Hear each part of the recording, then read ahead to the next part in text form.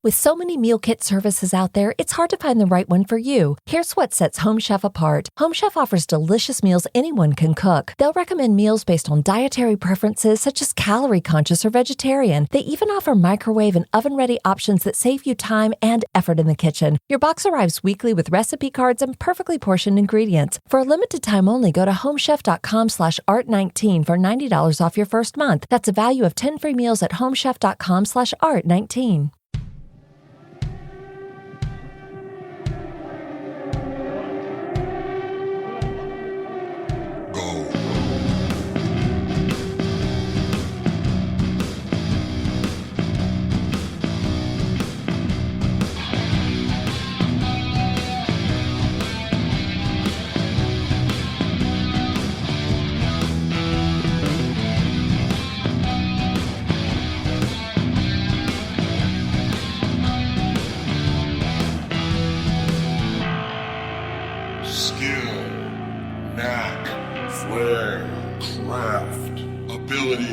Aptitude, expertise, genius, gift.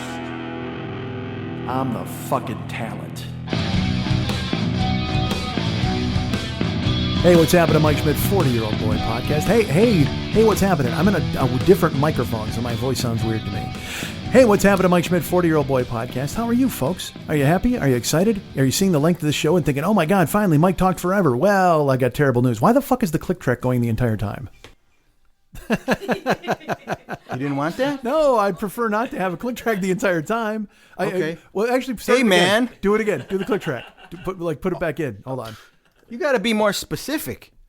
Hey, we're doing a podcast now. Hope you're tuning in right now. You can find me in iTunes. I am there. 40-Year-Old Boy's not going anywhere. Tune into the show. I'm going to be there with Mex on my side. He's doing all the great things that he always does.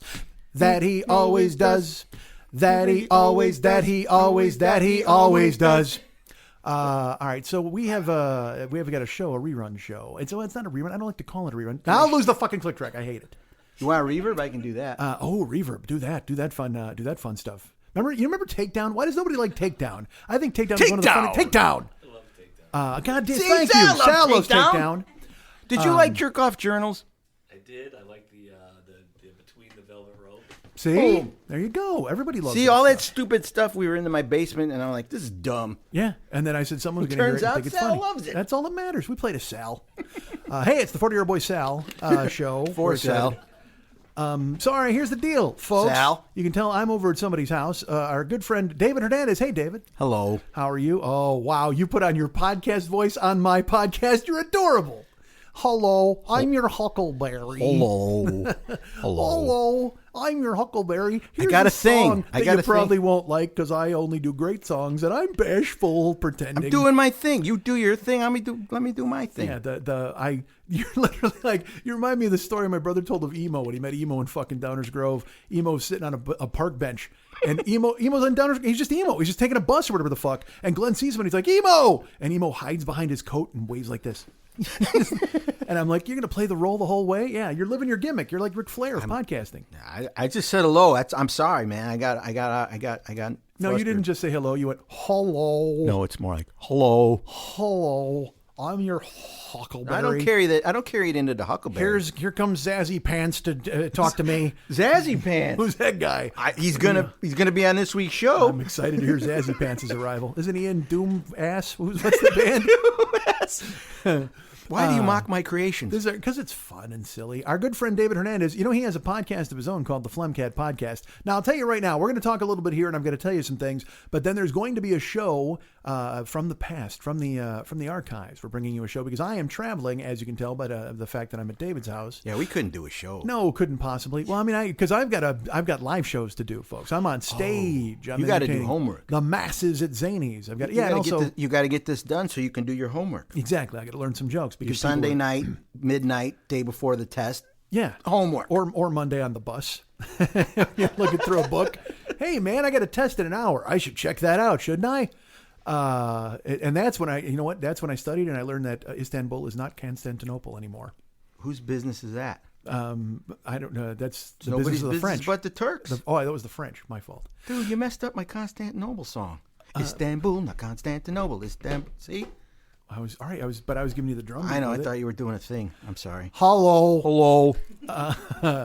So this is the 40-Year-Old Boy podcast, but you can find me this week if you want to hear me talking at length and riding shotgun with our good friend David on his show, the Phlegm Cat podcast. You can do that right now. Well, not right. When's your show going? Next Tuesday? The show that you're on will be out on Tuesday. What would that be? July Something. 12th. Well, all right. So I'll tell you what, because this will be out before then. This is actually going up tonight or tomorrow. Oh, yeah. Hey, wait till you hear Mike on my show. Yeah. So you'll hear a lot of this, which is a lot of the back and the forth and the microphones and the talking and the lady. Hello. Do it that way. Do death rattle. Dick scrub. Is that the death rattle? Snake in a cockpit? I could. That's not a bad death rattle. Hold on. Wait, do that.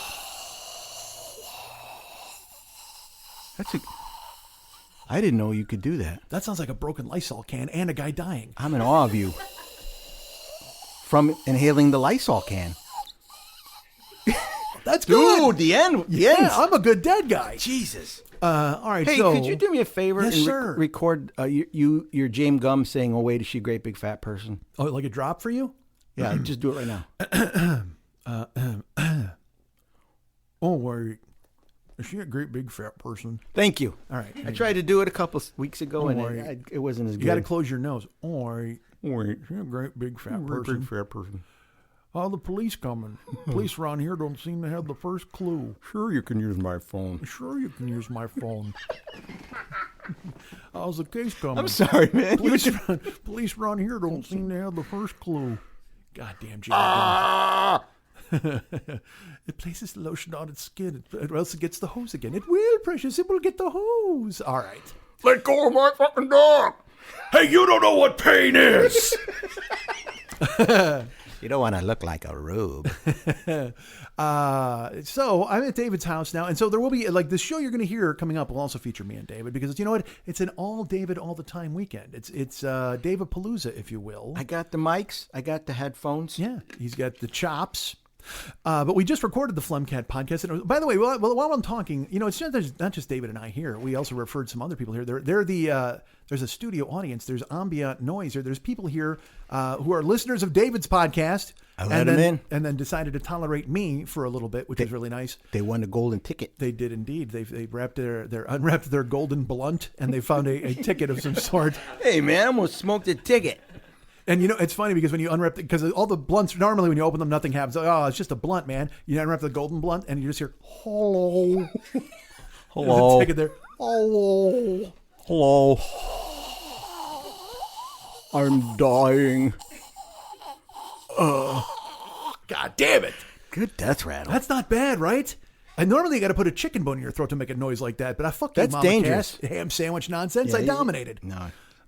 You don't need. You don't need props. No, fuck no. I can just pull it off. Yeah, you're not a prop comic. I close my nose to do James Gum. I close my throat to do death rattle.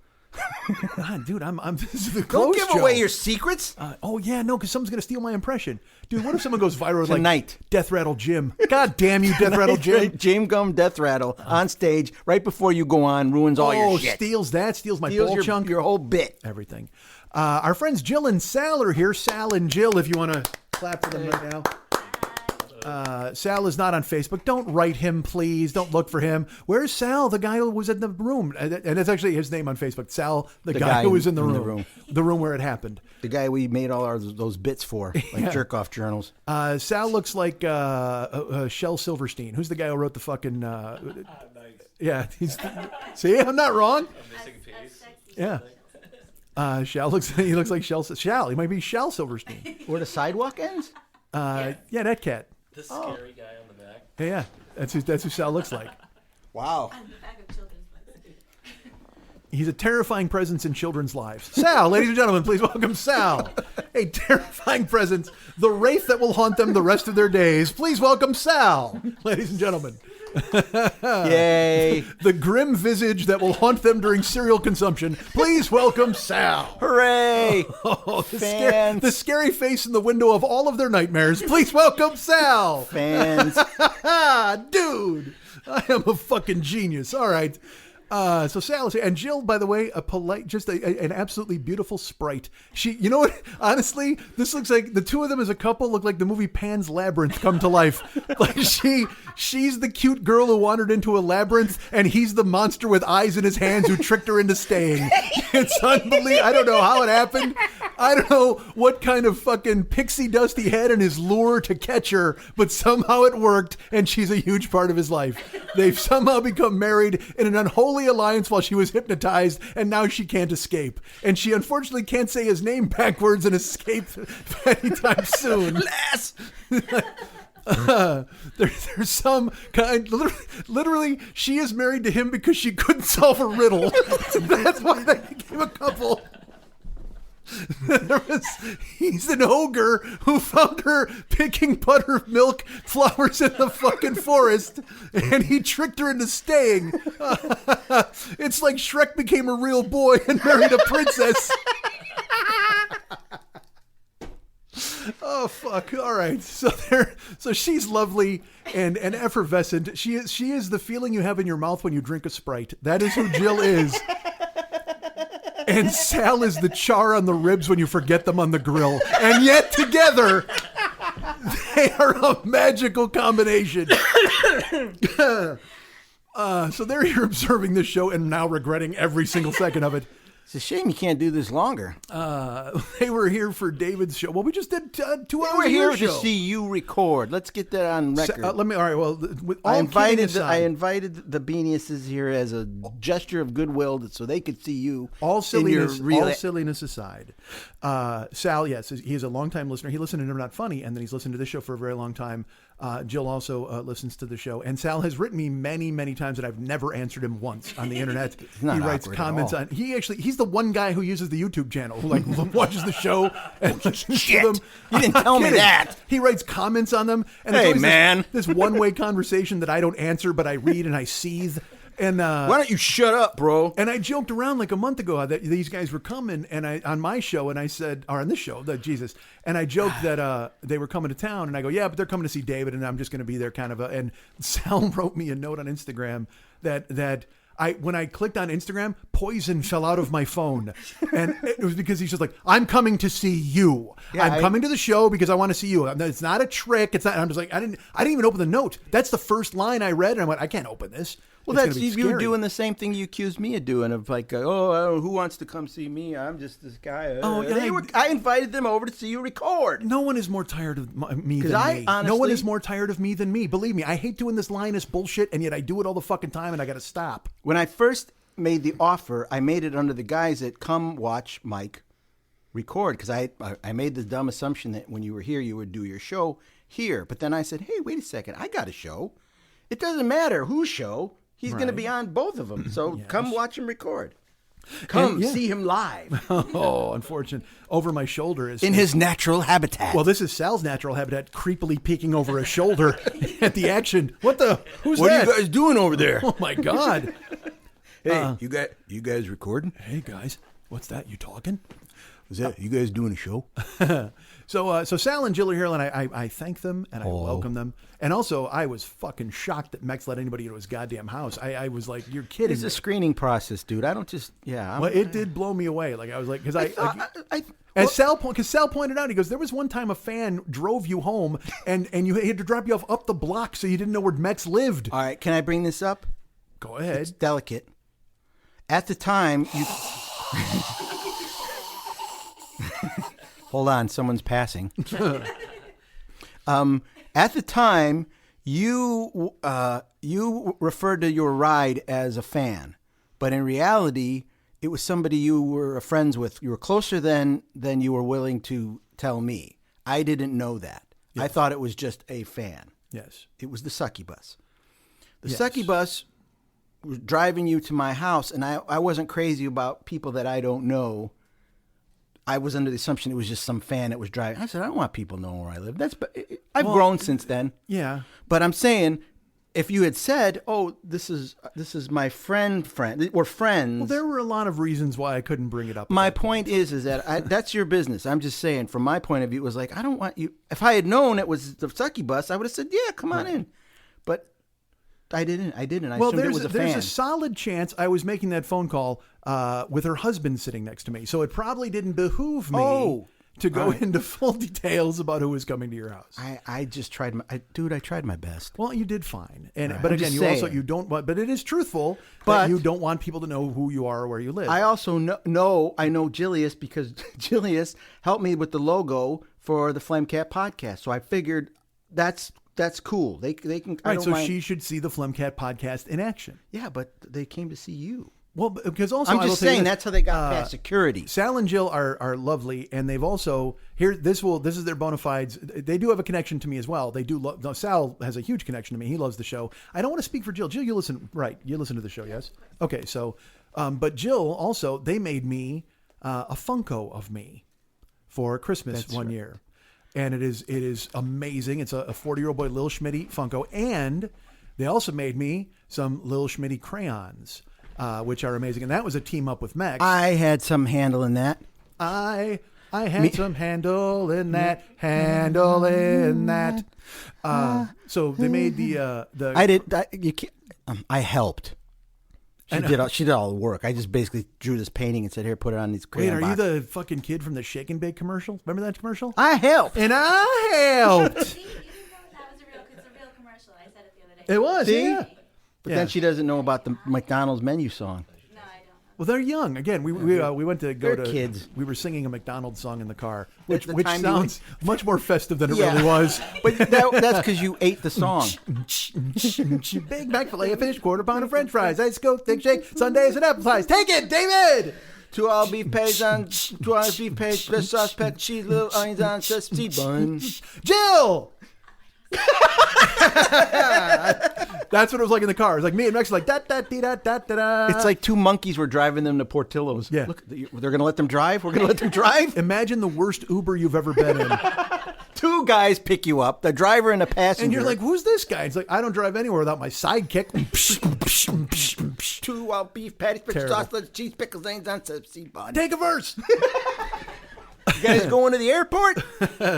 So they're here. They're lovely. Sal and Jill are longtime listeners of the show and friends now of me and David, and they wanted to watch the Flumcat podcast, wanted to watch me record some stuff as well. That is the and truth. that was super cool, and I'm glad that they're here. So And I then- get that. That's me trying to open my horizons. which is shocking to me. I know. I did my best. Yeah, it's because because Jeff used to be our buddy Jeff in the UN of Evil. Jeff was very, hey, I got enough friends. I don't need. Yeah, I got all the friends friends I'm all going to I need. need. Yeah. And he's grown past that, and you really gregarious. Yes, he's and you never did really. You were a Can't help person. it. You don't like new. You don't want people. All of your friendliness comes in pill form. So I'm kind of shocked to see you ever interacting with anybody else. Hey, man. Pills are good. Nothing wrong with that. Bacon tastes good. Oh, what about pork chops? Pork chops taste good. I wouldn't know because I'm pork chops have made a pig, and I don't eat the filthy motherfucker. I don't know what the exact line is. So Are you Jewish? So wow, I just don't dig on swine. That's all. So we're here in the loft. In the is this the cat house or what is this? This is Mexi Park. Mexi Park. I apolgize. The cat house is still down in the basement. Is there anything? No, I think we've been through this before. The cat house was never The old here. house. The cat house was my apartment in Westmont where we recorded. Yes. On a little bitty 4-track recorder. Which still to this day has my favorite version of Sunshine by You. Sunshine. It's funny. And also I saw Scott last night. Little brother I saw last night at Zany's. And by Jonathan. Oh, that's Jonathan like Edwards. Sunshine. I'm like, Because you did another version recently, which is great because everything you do is great. No, I did a bed bug. Didn't I do a bed bug parody of that? Yes, but you also did a Sunshine. I did. That was back at the cat house on an old cassette player. And it's my favorite version. It's fucking phenomenal. I will sing along with it all the time. And also last night I saw Scott, my brother, and he goes, "Where are you staying?" And I go, "Oh, I'm at Max's house." I go, "I stay with Max every time I'm in town." And he goes, "Oh my God." He goes, Sunshine. No, not Forever Young, but the other one. You have one other song. And he just goes, "Dude, it's in every mix I have. Every playlist I have has that song." Are you serious? A song by you. I forget which one it is. God damn it, I'm furious. But yeah, because again, I know you're pretending to be astonished that people enjoy your work, but you're fucking amazing. No, I actually am truly astonished that Scott would, because Scott always struck me as somebody that would be like, yeah, Yeah.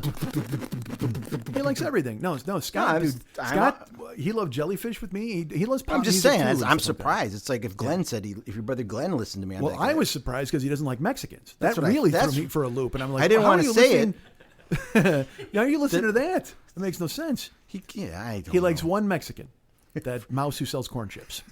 Freddie Fender. Who's the mouse who sells corn chips? The right? mouse who's Yeah. Frito Bandito? Yeah, that guy. Is he a mouse? No, I'm thinking. You know what? I'm mixing up. You're I'm mixing up Sleepy two. Gonzalez. Yes, Speedy.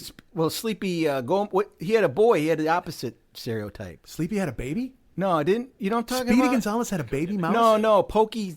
Speedy Gonzalez had a cousin that was slow. It's not a son. It's Slowpoke Rodriguez. I'm not comfortable with the concept of a cartoon mouse having a son in any way. No, 'Cause I'm not. It's like, No, it was you his know cousin. You know who Augie Doggy is?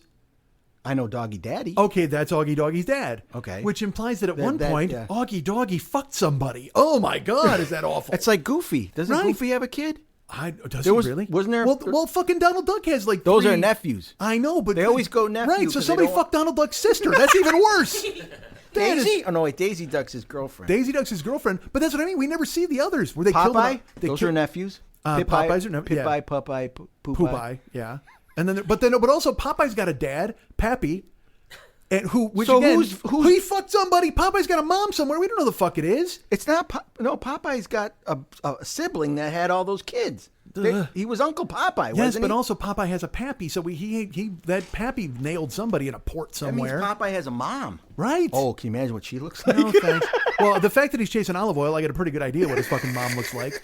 Because everybody says you gravitate to what you know, and it's like, holy shit, his mom fucked a broom. What were you Or saying? his dad fucked a broom. Hey, my Popeye's mom's a dead. broom. Dude.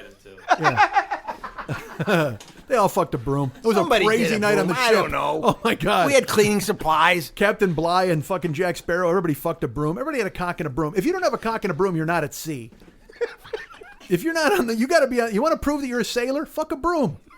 That's it. That's how you know those epaulets on their fucking jackets? One's for broom fucking. Literally, I'm not even kidding. Michael Jackson fucked so many brooms. Oh my God, his jacket was ridiculous. And people, they were just like, they thought it was kids only. No, man. There's a reason they had locks on the fucking linen closets. They're like, fuck, get this guy away. God damn you, mop fucker. All right.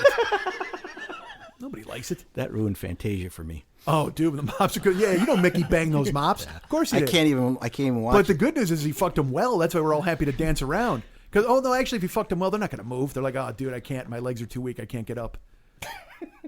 Mickey doesn't know a broom fuck. Come on, step off, Mickey. That's why Minnie ditched him. And you know who she fucked? Speedy Gonzalez. And that's how the other guy showed up.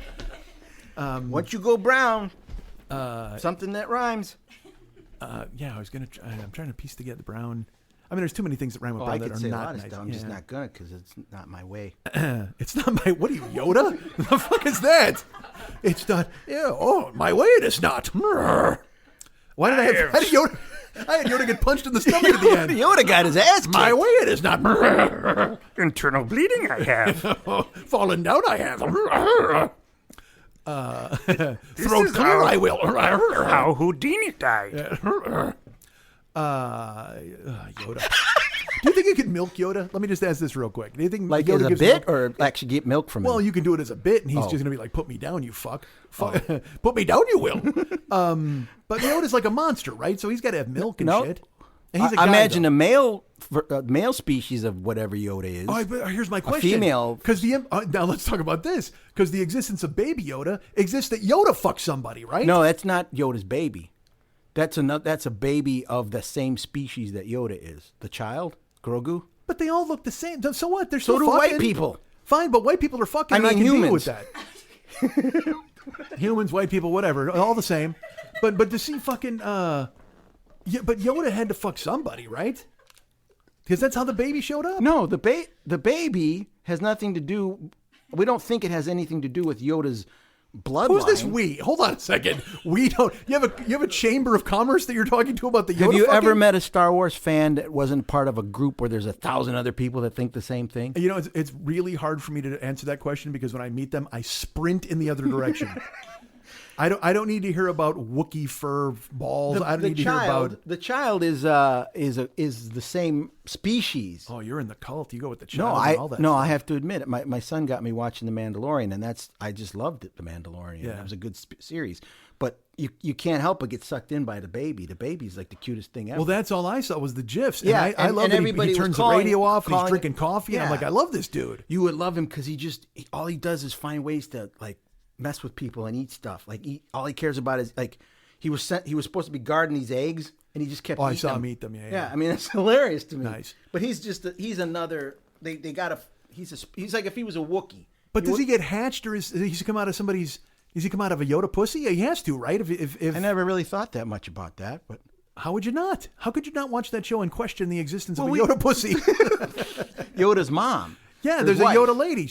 But Female. she's. There's whatever Yoda's. Well, how does a Yoda give birth? If they hatch we an don't egg, know? We don't know. Right, so that's what I'm asking. If it's an egg and she's got to sit on it or whatever, that's fine. But if you imagine a Yoda with her feet up in the stirrups and she's got to squeeze another Yoda out of her fucking green pussy, oh my God, is that awful? Dilated I am. Oh, Jesus. Push you will. I think female Yoda would sound like Miss Piggy. Frank Oz, if you think about it. Yeah, true. It's a good point. Wow, how did we get into that? I don't have know, no but idea. I thought you were going to put up a show, and you've just pretty much you're doing a show. All right, here's the show. No, I can't do that. I got things I got to talk about. So there's I got plugs to do. Well, here's the deal. All right, so there's going to be a show at the end of this, not just this ridiculous nonsense with our lovely Jill and Sal and What the do you think? wonderful What David. do you think you're going to use for a show?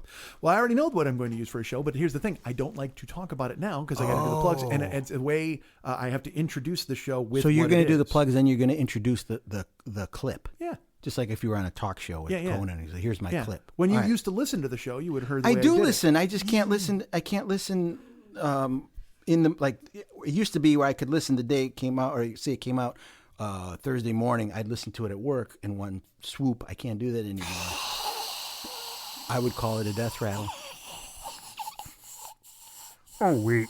Hey, folks, I have a sponsor, although he might back out after Yoda pussy. Might hit the fucking high road after Yoda pussy.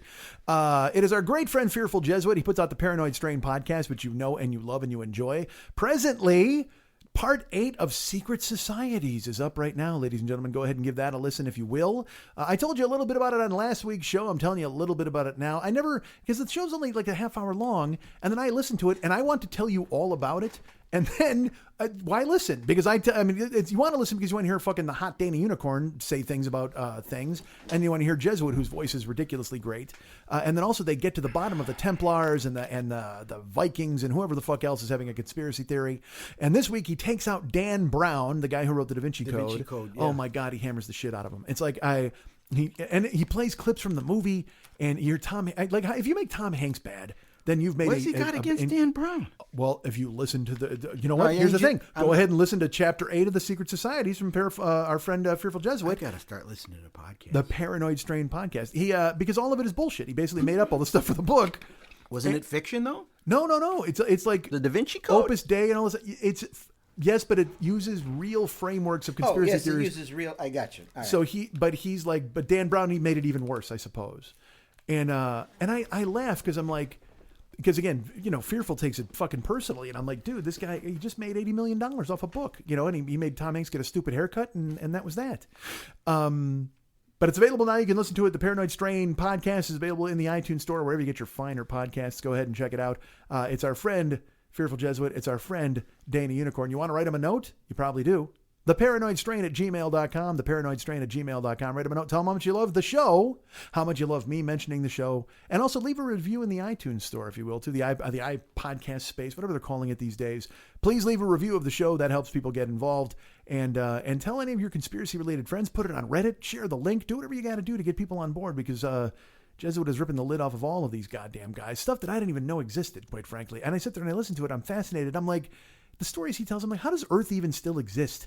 They were burning people and throwing people off cliffs and shit like that, and somehow now we invented ice cream. Like, you know what I mean? It's like, how did you make? By the way, they invented ice cream because they were throwing people off cliffs. They're like, man, people are sad. We need to come up with something. Freeze those strawberries. Wait, we got to invent freezing. So they invented a refrigerator. So please listen to the show. The Paranoid Strain podcast is available now wherever you get your finer podcasts. Go and grab it right now. Hey, you guys want to hire me for stuff? Of course you do. I do cameos. You can put me on a Cameo. It's bookcameo.com on your computer, or you can put me on your phone. Download the Cameo app. And what's coming up? What is it? It's July, so we already got through the 4th. Hey, you know what? Buy my stepdad a Cameo for his birthday. I gotta call him anyway. Hey, dude. Hello. Hello. Actually, he's 81. I'll leave out the death rattle. Yeah, I don't think he'd be liking the death He will rattle. not care for that. He might not hear it. Oh, he's stone fucking deaf, dude. Dan, he wears hearing aids. Dude, my mom's like, she told me the scariest story ever because they're old. So now old shit happens to them. That's my bad. mom was in a chair and couldn't get out. Her body froze. Like literally, like she. I don't know if it was just. And in my brain, I'm like, oh my god, is that body Lewis dementia or whatever the fuck? You know what I mean? Lewis B dementia. My mom's got Lewis B dementia. Great filmmaker. He's so terrific. You can't get out of your chair. You can't get out of. You have to watch the film. So my mom tells me this story that she's in a chair and she can't move. She's seized by like paralysis, and Dan is at the kitchen table reading the newspaper, but he doesn't have his hearing aids in. So he can't hear her. No, and my mom is. My mom's trying to. Death Dan, rattle. Dan. She's trying to get help, and nothing. And finally it goes away. It went away? Yeah. Did she go to the hospital? Well, my mom is very on top of her medical condition. Yes, because my dad had a similar thing, and I don't know how your old people are. My mom called me because my dad apparently couldn't get out of his chair, and I'm like, why are you calling me? Call 911. If he can't get out of his chair and he's having a hard time breathing, why are you calling me? It must just be a generational thing, because I'm like, I'm not Superman. I can't. So I drive all the way over there. I get you out of the chair. Then what? Now you can't move somewhere else. So I said, call 911. And they did, but it's like, old people, man, they just. Why? You know what I take away from this? We got to stop buying old people chairs. Yeah, that sounds like the root cause of this entire never buy thing. a chair you can't get out of. God damn, this is the most comfortable chair I've ever been in. I could die in this chair. Don't say that. So Dan, he's reading the paper, and then my mom's mad at him, but she knows that he can't hear a fucking thing, and then she's not mad at him. You know, she stops being mad because they both realize, hey, I'm 90. Is he really 90? He's 82 in a couple weeks. That's 90. My mom just turned 78. That's 80. And the best part is my mom is like super sharp. She's still like smart and interesting, but also my mom's smart and interesting. Well, I'm just saying, because a lot of old people are like, hey, I like stew. Shut the fuck up. Dumb and boring. Yeah, right? Yeah. It's like, I bit a carrot and it hurt me. Oh, what had? How? Don't tell me. Dude, my dad was in a nursing home, man. The place used to scare the crap out of me. I told the story on here about Karen's fucking grandma. When I was married, I'd married to a woman named Karen, and she had a grandma, and she had one of those grandmas. Spun off the fucking planet. Well, I loved her because she was super. She was the cute old lady.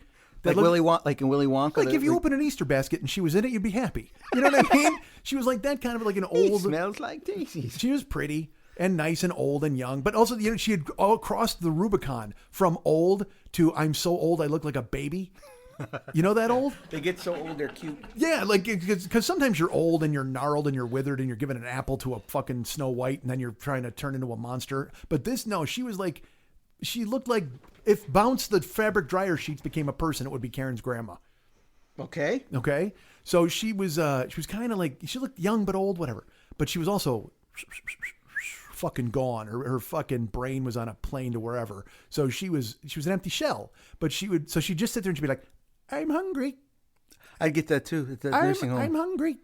And then she'd want ice cream. And like the fucking monster, the mom, my ex-mother-in-law, don't give her any ice cream. It's not good for her. I'm like, I got news for you. Life isn't good for her anymore. She's fucking Let 1,000. her have some ice cream. Yeah. Jesus. I mean, we don't know her birthday because there weren't calendars yet. Like literally she's that kind of old.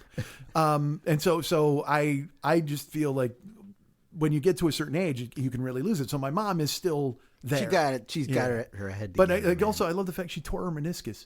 Oh, and she's Jesus. like, I got to get this fixed. And I'm just in my head, I'm just like, man, that's a 78-year-old meniscus. I can't even imagine. What does that thing look like? Spider webs. Looks like someone put a firecracker in an orange. It's just fucking crazy. spider web. Right? It's just all over the joint. So whatever. So how did I even get into my? Did you finish your plug of the Jesuit show? The Paranoid Strain podcast is available wherever you get your finer podcasts, and you should go ahead and check it out because he's the best. Oh, I was doing Cameo. Hire me for a cameo, exactly. I said, and then when I said it was my stepdad's birthday, there you go. Look at this. And I said he wouldn't be able to hear it. Exactly, friend. I remember now. Sure, so do I. So go ahead and hire me for Cameo if you want. I'll call anybody and do anything. I don't care. Inevitably, people give you a script when you do Cameo, and it's 4 lines. They're like, he likes yellow. One time he met a Chinaman. You're like, all right, that's fine. I know what I'm going to say. Yeah, good. And then I turn that into 18 minutes, which is so stupid. I do it, and it's funny to me. And then I hit send, and I'm like, these people must hate me. Don't you, when you get those kind of things where they say, well, he's into this, he's into that, don't you just go, this guy sucks? Sometimes, because I used to do because one of the things they're into is me. Well, all right. I got to think this guy's the best. Maybe that was a bad example. Wait, you like me and Varnish? This is awesome. I used to get those requests to do caricatures at work. Somebody was leaving the agency or retiring or transferring, and they'd always come to the art department and go, we got to get a good going away present. We want a caricature of Joe. All right. So awful. These are just the awful. They're a step down from the ones you get at the amusement park. So you have to ask them, well, what's Joe into? Oh, he's into he loves college basketball and frisbee and apple pie, and they want you to draw all that shit in the same picture. So here's Joe holding an apple pie with a frisbee and basketball jersey on. Oh yeah, put his favorite player's number on the jersey, and he likes Adidas, so make sure he's got Adidas shirts. I'm like, this is the worst thing I've ever drawn in my whole life. This guy sucks. I'm glad Joe's leaving. It reminds me of the scene from A League of Their Own where Lovitz is on a train. I know it's the best. Say. And the one dude is like, yeah, so I work at this job and it's great. I get to travel all over the place and I sell to everybody. I meet somebody new every day. And Lovitz goes, ha ha. If I had your job, I'd kill myself. And he walks away. And the guy's just like, what? And that's exactly it. Joe's leaving the agency and he likes pie. Oh, good for you, Joe. He loves the Indiana Pacers. What? I don't even know what that logo looks like. Can't get enough of that Malcolm Brogdon. Oh, he loves them. He loves their point guard. He's so much a fan. Oh, Jesus. You remember Nate Tiny Archibald? Joe does. Oh, my goodness. Could you draw Nate Tiny Archibald and Joe on the beach? That'd be fantastic. Oh, please. Let him. And he's doing his set shot teardrop. Can he be doing that, please? Oh, Joe. Oh, man.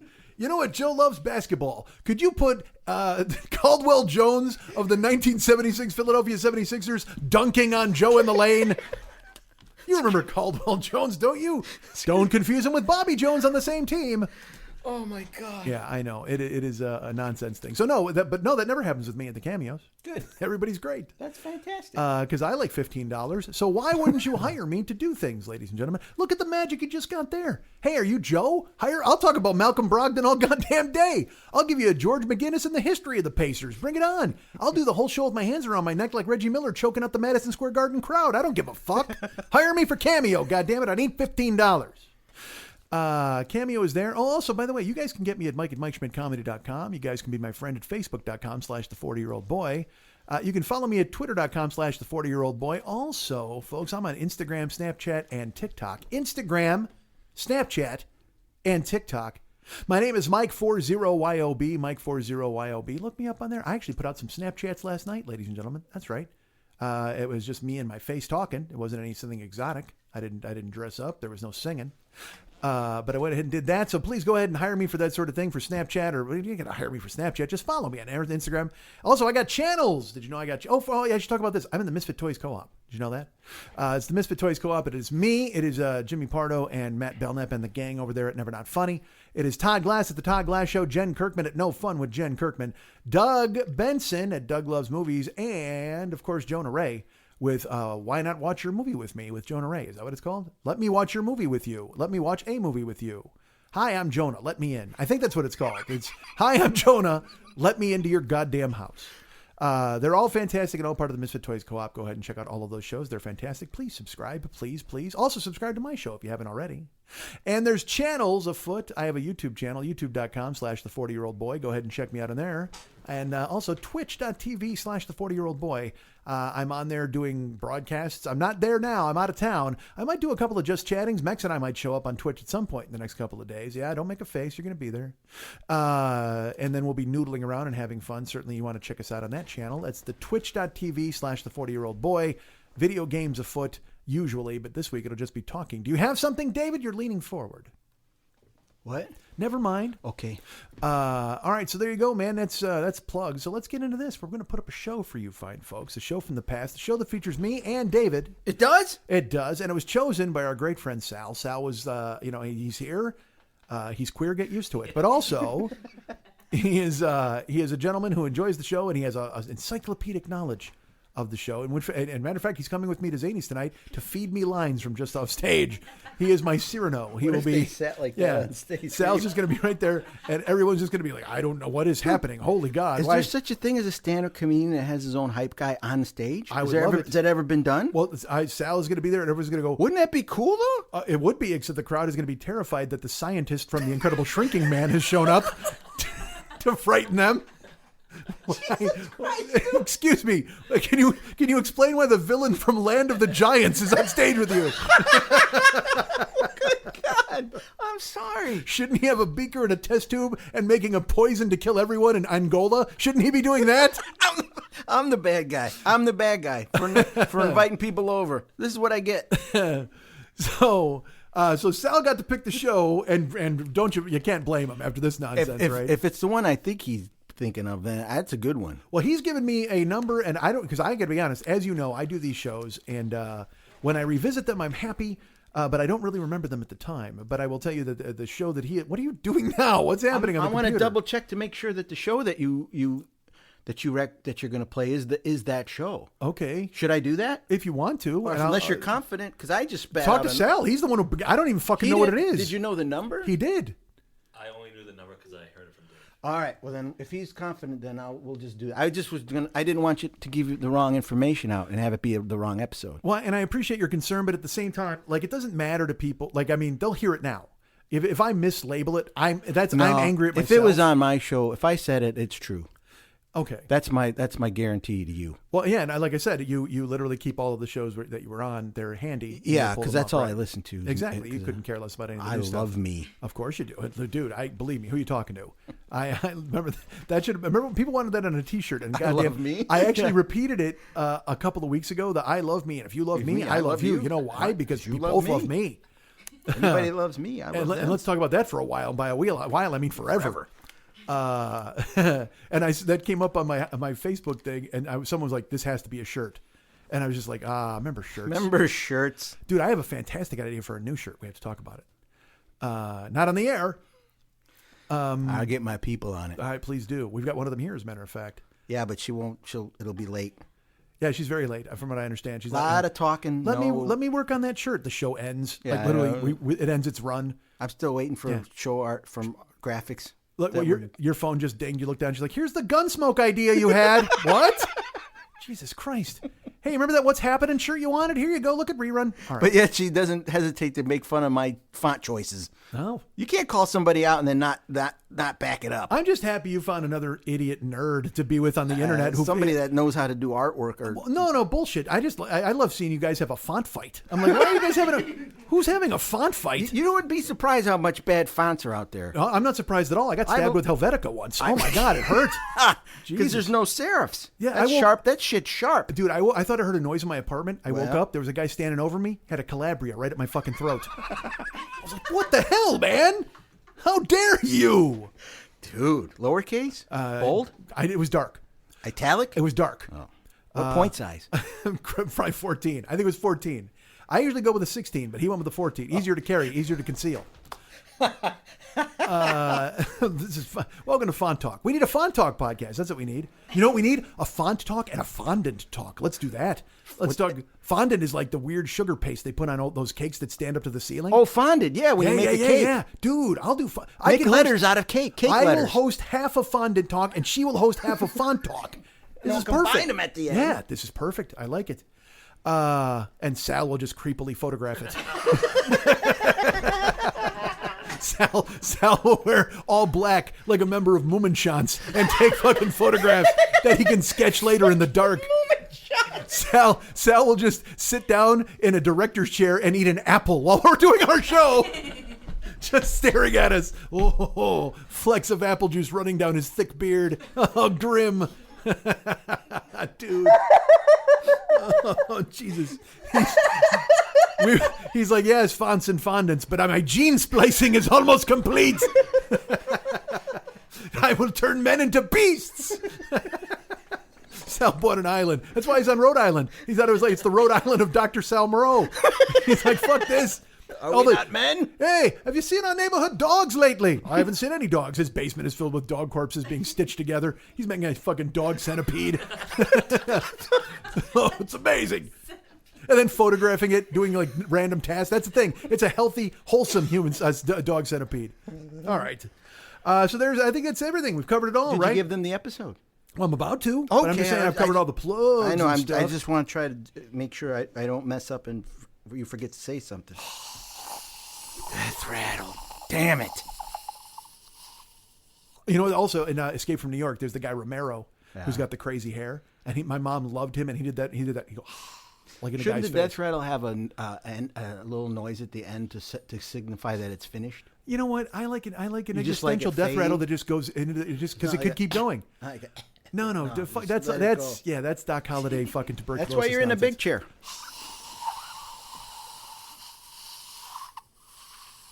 Yeah, you're right. See, that's yeah, it you're doesn't right. work. You're right. That's hack. Brainstorms, man. You Yeah. just gotta. Well, this is what you do. You bring them up Yeah, and we try them spitball. out. Spitball We things. see how it works. All right, guys. So go ahead and listen to this next episode. You're gonna love it. Everybody loved it the first time it ran, and now that's what we're bringing to you a second time. This is from year 8, and Mex will tell you that year 8 was not good, but I don't care. I'll fight with him over it. Year 8 was great. Well, no, you maintain that because you'll always tell me you're like people write me and they hated year 8, and I'm like, what the fuck, man? They did. I know and then I go, who was it? He's like, I'm not gonna tell you. I'm like, I Well- can negotiate with people. All right, here's my predicament. Somebody writes me and says, in confidence, saying, "Don't tell Mike I said this," but then they'd say stuff like they thought that I was a conduit to you, like I would tell you, and I'm like, oh, I go, okay, but I'm not. I'm gonna tell you the feedback, but I also I'm not gonna violate the. Hey. I gave them my word. I wouldn't tell them. Here's a bunch of shit I'm going to tell you about your friend of 40 years. Don't tell him, please. By the way, I've never met you. There you go. Let me dump a wheelbarrow full of shit on your friend, and you carry it around from now on. I don't know, man. They maybe because they thought People hated the Jill shows. I know. I understand that. I recognize that my life changed, and I changed my life, changed my life. And so yeah, I'm just saying year 8 was when you were with the Saki bus, and then you would come down from. She has a name. What? She Yeah, has a name. I didn't know if I was allowed to say it. You can say it. I say it. I don't. Sucky bus. That's incorrect. Dang it. Doesn't matter. The point is, during those shows, yes, my life changed, and I thought I had different priorities, and then I also started to change who I was to try to fit some weird model, so I didn't get in trouble all the time.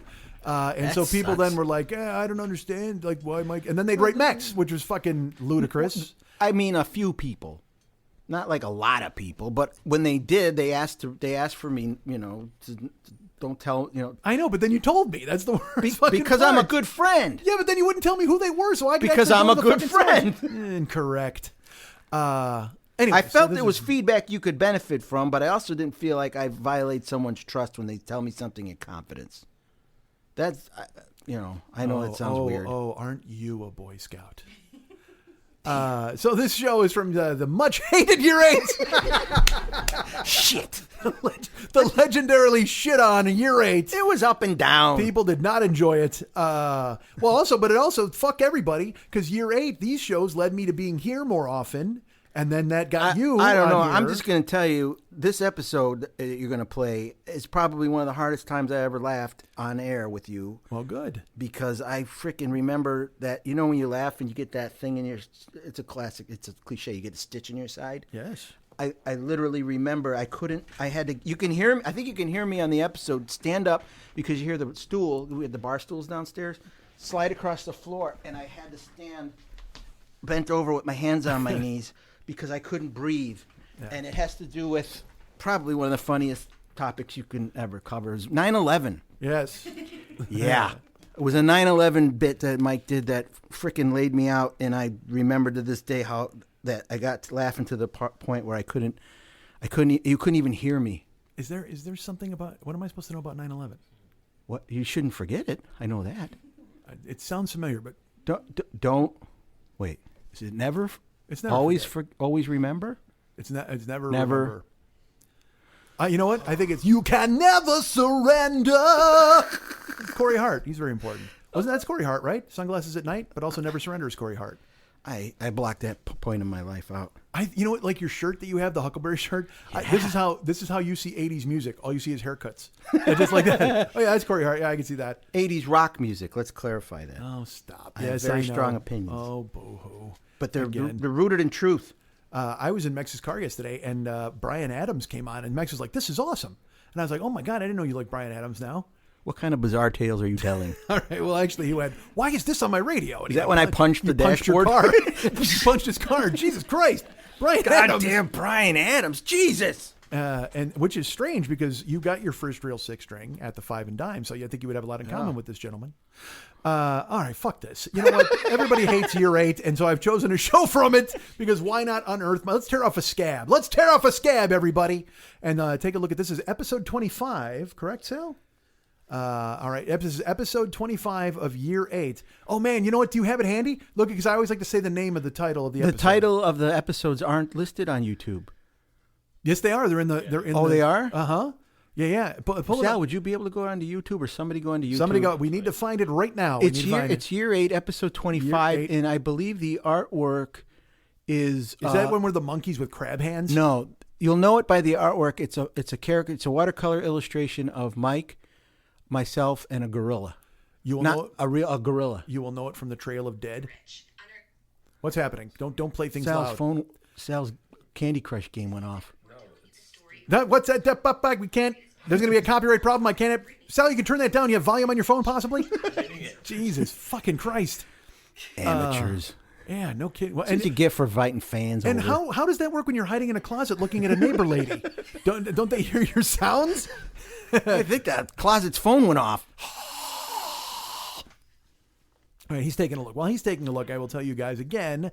Thank you so much. By the way, let me go ahead and plug this. Our friend David has his own podcast. First of all, you can get him at facebook.com/David Meck Hernandez. Go and be his friend there. He's got the This Is Dumb, That's Dumb, You're Dumb, I'm Dumb page. I think I already covered some of this, but also, here's the thing. The Phlegmcat podcast, I'm a guest on it this week. And it's not unlike this. It's a lot of Sal and Jill and me and David having fun. And there's a Gmail song. I don't know if Raspberry Taint is on. I don't know if he shows up and makes a guest. Raspberry Taint. He's in one of the bands, right? Isn't he one of those guys? You're talking about my band Doom Sphincter. Doom Sphincter, absolutely. I'm trying to remember exactly who it is and what they are. So we're still looking. Everybody, we are looking for the title of this episode because I like to say you have the title? Hand it to me. No. Oh, so do you want to say it? You want to say it into the microphone? You can do that. All right, ladies and gentlemen, please welcome. Where does it say it? I've got it right here. So this is episode 25 of Year 8. It is David and I featured on the 40-Year-Old Boy podcast. And for your perusal, for your enjoyment, that's a good gorilla. We're going to tack it on here at the end. Ladies and gentlemen, please welcome episode 25 from Year 8. By the way, on YouTube, this has 3 likes and 96 views, which means 93 people tuned in and hated it. I'll change that. Did not like it at all. Please enjoy this episode 4 called... likes. We got 4 now. Hold on. This episode from Year 8 of the 40-Year-Old Boy podcast, episode 25. It is called Mex Marley and the Wailer. Cancer isn't free, and the challenges don't end when treatment is finished. For cancer survivors in their 20s and 30s, the stacks of medical bills, empty savings accounts, and time away from work can be catastrophic. No one should have to choose between seeing their doctor or keeping the lights on, or make the decision to skip their medication because they need to feed their families. Yet these are the choices that too many young adult cancer survivors make every day, and COVID-19 has added an extra layer of financial stress and uncertainty. The SAM Fund and Expect Miracles Foundation have provided over $2.5 million in grants to young adults across the country, but the need is greater than ever due to the pandemic. Please join us in supporting their efforts by making a donation to Expect Miracles Foundation's SAM Fund program today. To learn more or make a donation, visit thesamfund.org. That's thesamfund.org. Hey, it's me, Gene Bean Baxter. She is Allie McKay. We worked together for years on the Kevin and Bean Show on K-Rock, and now we're doing this. We're doing this. You're in London. I'm here in LA. We do 3 shows a week on Patreon, and then one that we put out for the masses because we thought everyone should be able to enjoy our goodness. Allie, it's not that good. Tough but fair.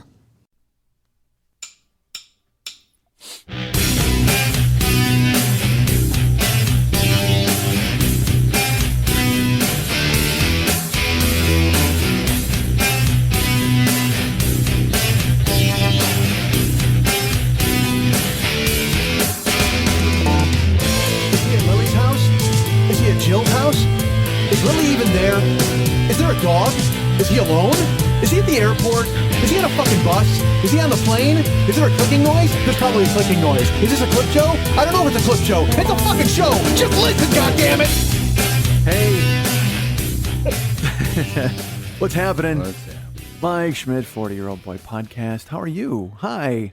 I wish I could say I was fine. I'm not fine. I'm bananas. Here's what I just did. I took an hour-long nap in Dunkin' Donuts parking lot. That's what I did. Those are good donuts. Oh, boy, I'll tell you what. They'll just throw you into a fucking doma.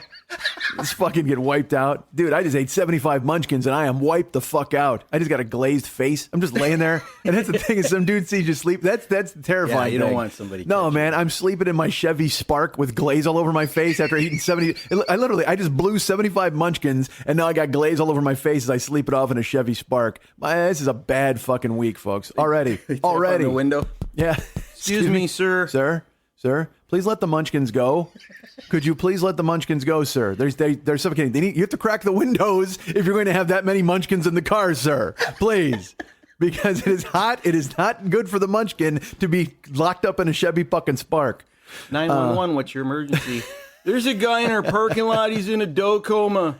And he's got like 75 Munchkins in there. He won't let us in. He can't crack the window. Actually, the emergency, we missed the full emergency. Yeah, there's a Chevy Spark in our parking lot. That's bad enough. Like right there, that should be enough of an emergency for you guys to fucking come out here. Is it red? Jaws of life the shit out of it. You know what? I firmly believe if you use the Jaws of life on the Chevy Spark, it would pick up the car like Truckosaurus in its jaws. You know what I mean? Like, literally, it doesn't just open the door. It would actually breaks it. It would lift it up and crack it open like an egg, and you would slip out like a yolk. that car, dude. That's like. It's like driving a coffin. Like, I mean, it's just fucking ridiculous. I have a rental car, folks, is what I have here. And I'm at David's house. As you know, that's our friend David. Hi, David. Hello. He is the art and the music guy and also the keeper of the basement. So when I'm here, we come here and we do the show here. And it was fortuitous. This is a last minute deal. Actually, I wasn't supposed to be here. You're lucky I was home, man. I am truly lucky. I texted you last night. I think it was like 8:30. Because usually in the middle of the day on a Tuesday, I'm home. Certainly. So I texted him and I'm like, hey, just long shot, short notice. Would you be around tomorrow if you to do the show in your basement? And he said, I don't know. The kitchen guys might still be here working. And again, that's so funny to me because that's domestic. That is so family. I got real life going. But yeah, you got a house, you got kids, you got the whole nine. I don't even. Here's what happened to me this week. I had workmen in my house. They stole something. Fuck me. You got dudes in here. Let me ask you this: if you got dudes in here working, do you trust them? Like you just like implicitly go, all right, fellas, do what you got to do. Well, that was the hard part. Is that the best part is we're getting our kitchen remodeled. You know, cabinets, countertops, the whole thing. But the guy that's doing it is just a guy. He doesn't have he's not the guy that comes to your house and smooth talks you, gets you to buy a bunch of shit, and then 8 Mexicans come over to fix your kitchen. Okay. I can do that shit on my own. Are you saying you have the strength of 8 Mexicans? Yeah. No, I have the ability to summon 8 Mexicans at any moment. All right, let me ask you this. We set up an octagon. Uh-huh. And on one side, we've got 8 Mexicans. Yes. And on the other side, we have 75 Munchkins. Oh, we go through that thing. No. Yeah. 8 Mexicans in a victory? Oh, easily. Could you beat up 10 midgets? Could I beat up 10 midgets? Yeah, like at once. Like if they all fucking swarmed you. Like you always hear that story about like... Did I tell you my dad did that once? He beat up 10 midgets? No, Hold on, that's a good story. He beat up 1 midget. No. Well, see, but you can't gloat. Well, no, he never gloated about it. He told it as just a funny anecdote story. He and his younger sister were at a this is a long long time ago. Obviously, they were at a bar. They or were in something. Oz. They were at a bar in Oz, and this mouthy motherfucker this comes whole in thing. from the Lollipop Guild, and he starts talking a bunch of shit. Well, you're dead. Don't take that shit from a guy from the Lollipop Guild. Let me tell you that. So they're at a bar, and I don't know if it was a midget bar that they stumbled into, but for some reason there were some little people there, and they were getting a little mouthy. And my dad's sister. You know what's funny? That was his name. Mouthy? That was Lil Mouthy. Yeah, Lil Mouthy. Lil Mouthy was there. That's a problem. It's my boy, Little Mouthy. And somehow the other, my aunt, his sister, she was a bad chick. She could throw. She could throw hands. And somehow they got in a fight with a lady. I don't know if it was a regular sized lady or she was fighting a midget. All I know is that my dad had his foot hooked around, at the base of the bar, they have that bar rail, the bar rail, whatever it's called. His foot was there, and the guy midget gave him a shove or something, and because he was locked up, he actually fell. He went over. Okay. So he got mad, and he got up, and he grabbed the midget by the hair, and boom, bopped his knee. Kneed him in the face? Kneed him in the face out cold. That's right. And that's all I know. That's all the whole story. I don't know how they got there. I don't know what happened afterwards, if the police were called. I just know he kneed a midget in the face. let me ask you this. Now, when you beat up a midget in a fight, Yeah, you can't really gloat, I suppose. well, no, I go the other way. You got to gloat like a motherfucker, right? You got to be all of a sudden, and I would just be like, come on, who's next? I would go to a grade school. I mean, anybody of that height, I would carry around that fucking cardboard thing that says you must be as tall as my arm to fight me. No, I'd carry the midget. There you go, dude. Hold him up. Well, I was just gonna say, like what's her face in Kill Bill? When like she a holds up severed that head. Yeah, Yep. I like it. Yeah, that's right. See Lou Hanging from like the this fucker fuck right yeah. here. This midget right here. So you're asking me about my house? Well, if you beat up a midget, Oh, because I say gloat, but All dude, here's what I would do. I would totally kick the shit out of a midget, and then I would fucking pick him up and spike him like a football, like just be like do a dance. How awesome would that be? you Nicky Shuffle a midget? Just fucking dominated him and just pick him up and just spike it and then. Get some cold cuts. Get some cold cuts. I'd do a Billy White Shoes, dude, and I'd pull the midget over my shoulder and pretend to throw him and then catch him with my other hand. God damn it. What happened to the touchdown dance? Why has it gone away? I don't know. Why have they ruined it? The fucking dude. Because think about the touchdown dance. Icky Shovel had to think about. Icky was just like, you know what? I totally need a touchdown dance. How fucking great is that concept? Just the idea of a guy going, man, if I score, I got to have a totally cool dance. I like and they when used guys to have dances. Put thought into it, but not like elaborate stuff, like silly stuff. Like Yes. to me, the Icky Shuffle was really funny. I It was ridiculous. That's silly. Yeah. That's funny. Well, but see, I like elaborate too because elaborate can also be silly. Because to me, I'm sorry, I think the Washington Redskins Fun Bunch is one of the funniest things I've ever seen in my life. It's like 15 dudes who come out and do a fucking choreographed high five dance. That's gorgeous. That's what it should be, man. If you fucking score and let them do it, man. Who the fuck cares? Yeah. I was watching college football a couple of weeks ago, and or it might have even been a pro game. I don't even fucking know. But a guy caught a fade, in the end zone, like from the 3 or whatever. Yeah. He caught the fade, and he slid like he was sliding into home plate. And he just, in one motion, dude, caught it, slid, put the ball under his head, and slept. Like, totally went to sleep. Like, he was totally, like he had to take a nap. Oh, dude, I totally just scored a touchdown. Now I need an end zone nap. I got to find out who the fuck it was, because it was a couple of weeks ago, and I was like, oh, dude, that dude totally went to sleep. But what a gorgeous, because again, he thought about it. He's just like, yeah, if I ever score, I'm totally going to, and he slid right into it. Like, he almost knew he was doing it. Well, sometimes I like the impromptu one. Like, the receiver from the Cardinals, John Brown? Yes. Was it last season? I think it was last season. He caught a touchdown pass. And you ever see a little kid get so happy, like a little kid gets so happy, they start flicking their arms around like this? He does this, it's got to be on YouTube somewhere, where he does this crazy little kid excited dance where his arms are flailing and his legs are flailing. It's not a dance at all. It's just literally a little kid celebration of a touchdown. It's the funniest thing I've ever seen. I gotta see it. It's stupid, but it's funny. Dude, because I mean, I love. There's something to be said for the elaborate. There's something to be said for the choreographed, and also for the stupid dance. I mean, Terrell Owens. I mean, that's kind of funny. Yeah, pulling the Sharpie out of your sock. Fucking Fred Biletnikoff, who's underrated. He used to qualifier. Listen, Biletnikov's underrated, but it is an underrated celebration, in my opinion. He would catch a touchdown, and he would spike the ball just over his shoulder, back like that. Yeah, and that was like, it wasn't a big spike. Like, he would just catch it and like, get the fuck out of here. Like, literally just throw the ball over his shoulder like it was garbage. Remember Willie Gault used to do something like that where he'd jump in the air and his hurdle stretch. put it under his leg and then back over his back like Bolitnikov. But That's kind of cool. Bolitnikov's was just kind of like, fuck. You know what I mean? Like, he was like, yeah, done. You know, I loved it. I was a huge fan My of that. favorite celebrations of touchdown was Walter Payton. What, the nun? Yeah, because he did. he turned around, he gave the ball to his lineman and let him spike it. Yeah, which is fine. And for Walter, it's awesome. It's the greatest. Did you ever hear that? You ever see the Football Life on Walter Payton? I have not. It's pretty cool. He was his son, Jared, was talking about having to live in that shadow of Walter, and when Jarrett was playing high school ball, I think, which is near us. Yeah, actually, he scored a touchdown, and all his boys came up, and they were doing that jumping chest bump, and then all of a sudden he hears that whistle, that and he looks up, and his dad gives him the throat slash. And he knew he said he's got to chill the fuck out. Don't do that, dude. It was like a reminder. But how awesome is that image? And because I picture Peyton wearing that taxi cab leather hat that he used to wear. So he's got a leather coat and that leather hat on. And he's up in the fucking thing. Just cut. Yeah.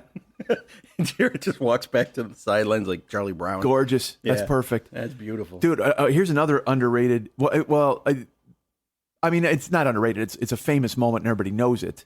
And it wasn't technically a celebration, but it should have been taken a step further, in my opinion. Bo Jackson, Monday Night Football, Seahawks. Running through the tunnel? Yes.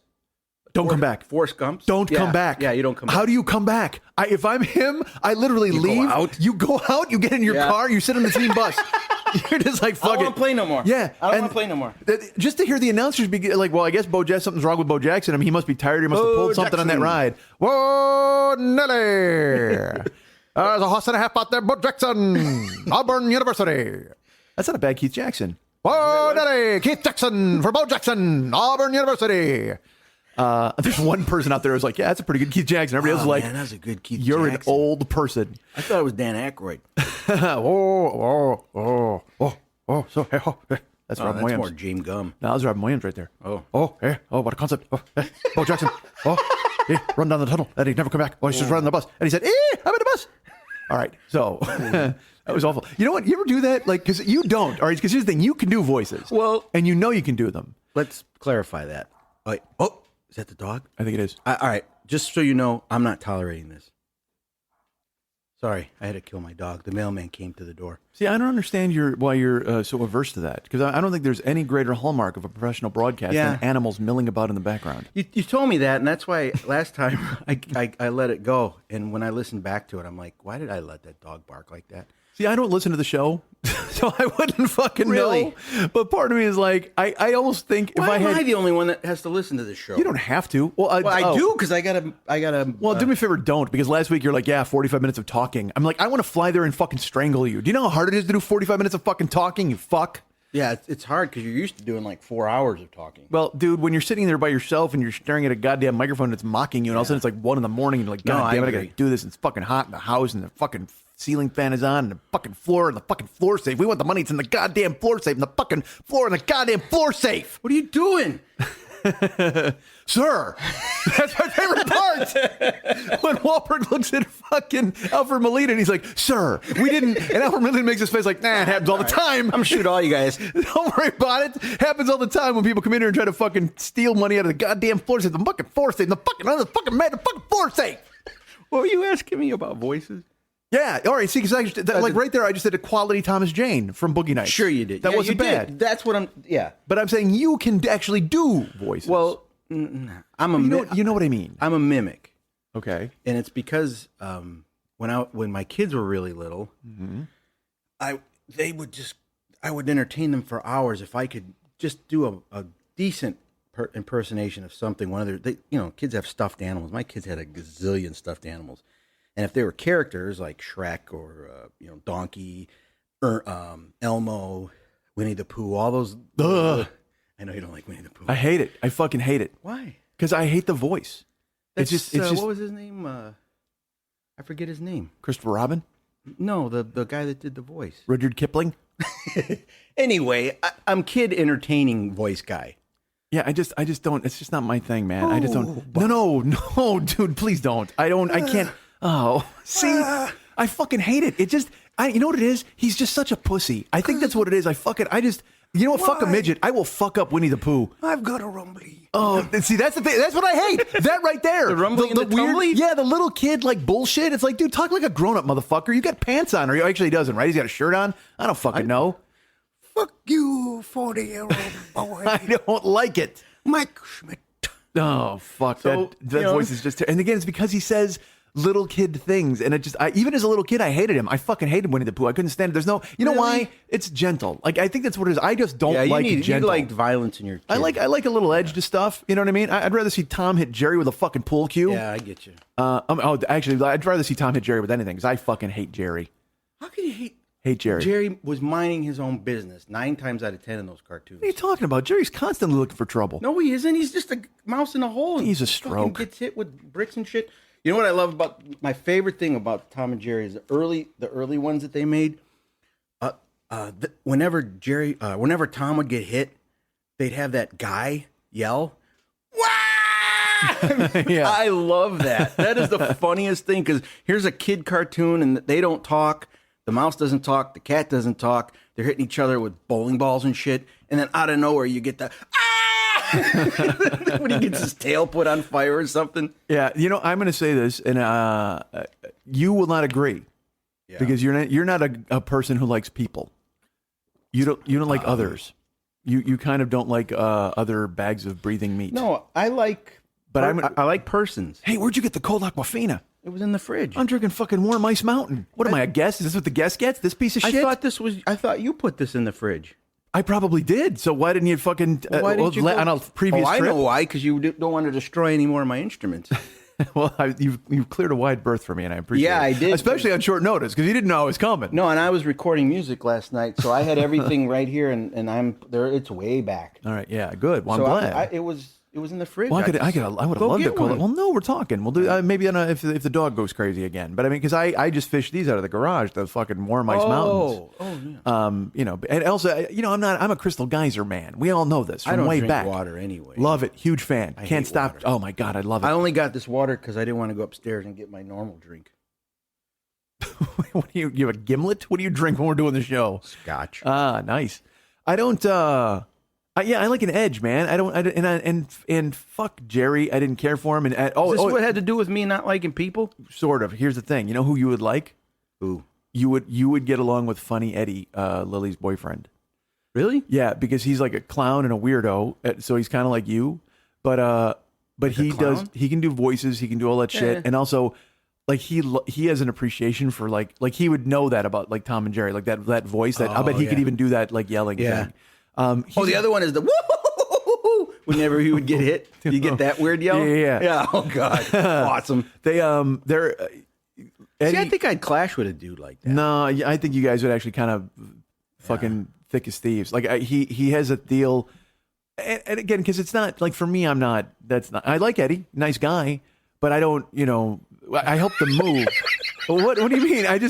You and Eddie are identical. I can't stand it. I hate that fucking guy. Anyway, I like, but Eddie, no. He's a totally cool guy. It's just I wouldn't. You could bond with him on a comedic level and that sort of thing, and I don't know if I do that so much. He's not afraid to be silly. Yes, he likes to be silly. That's his whole deal. Like he literally. See, but I only like to be silly around the UN of Evil. He has a squirrel like that. He'll again. This will sound really too silly. He has a squirrel. Enough said. But it's on one of those bungee cords. So like literally, if you were sitting there talking to him, he'd just like whip it at you, and then it would bounce back to his hand. See, I don't like that shit. Yeah, he does all that shit. He does that crazy. But also, he's like an eBay dude. Okay. Like when I would go to the oldest building in Hollywood, I would walk in and there would just be this box of Bullwinkle bobbleheads. And I'm like, where the fuck did these come from? And it's like, oh yeah, he would buy them and then resell them or whatever. He would find a way to do it. But he also collects like. Oh yeah, that old school. Yeah, like he's got statues of the Flash. You know what I mean? I'm just like, I don't get why aren't you 50? No, I like that stuff. Yeah. You got a head full of gray hair. What are you doing with a statue with a Flash in your fucking house? Well, just when I thought I was out, Okay. kid pulls me back in. Oh, sure. I've got a full set of the Lord of the Rings action figures. Half of them I had before I had Ava. I just like action figures. They're not dolls. No, man. Okay. I got a couple dolls. Yeah. To me, a doll is a stuffed a doll. Oh, I see what you mean. Okay. Yeah. These are action figures because sure. Dolls don't usually come with like maces and flails. Well, let me and ask you swords. this: why aren't they called action dolls? Why wouldn't you have an action doll? An action doll? Actually, I had That's an action something doll. else. Yeah, I had to hose We it had- out. Yeah. Action dolls, yeah. I don't want one of those in my house. Yeah, I would. You ever see those fucking real sex dolls? Like those fucking. I saw a Real Sex episode where they showed the factory that made those human size, Right. and they were like they weighed like a a ridiculous amount. Yeah, because they're Yeah. humans. They're Yeah. they're essentially humans or whatever. I just think it's weird. I could see getting the girl, but I don't know. They also make men. The dude, yeah. I don't know, but it seems so much work because they got to load his junk with fluids. So You actually simulate the fluid too? Yeah. I'm almost positive this was. See, out of so Real Sex. all right, so think about that. I so don't know. Is that's kind of? Well, who's buying the dude? It's got to be another dude, right? I was gonna say. All right, so yeah. he just wants the pop shot. That's what he's looking for. I don't know, but they had a way of making stuff go places.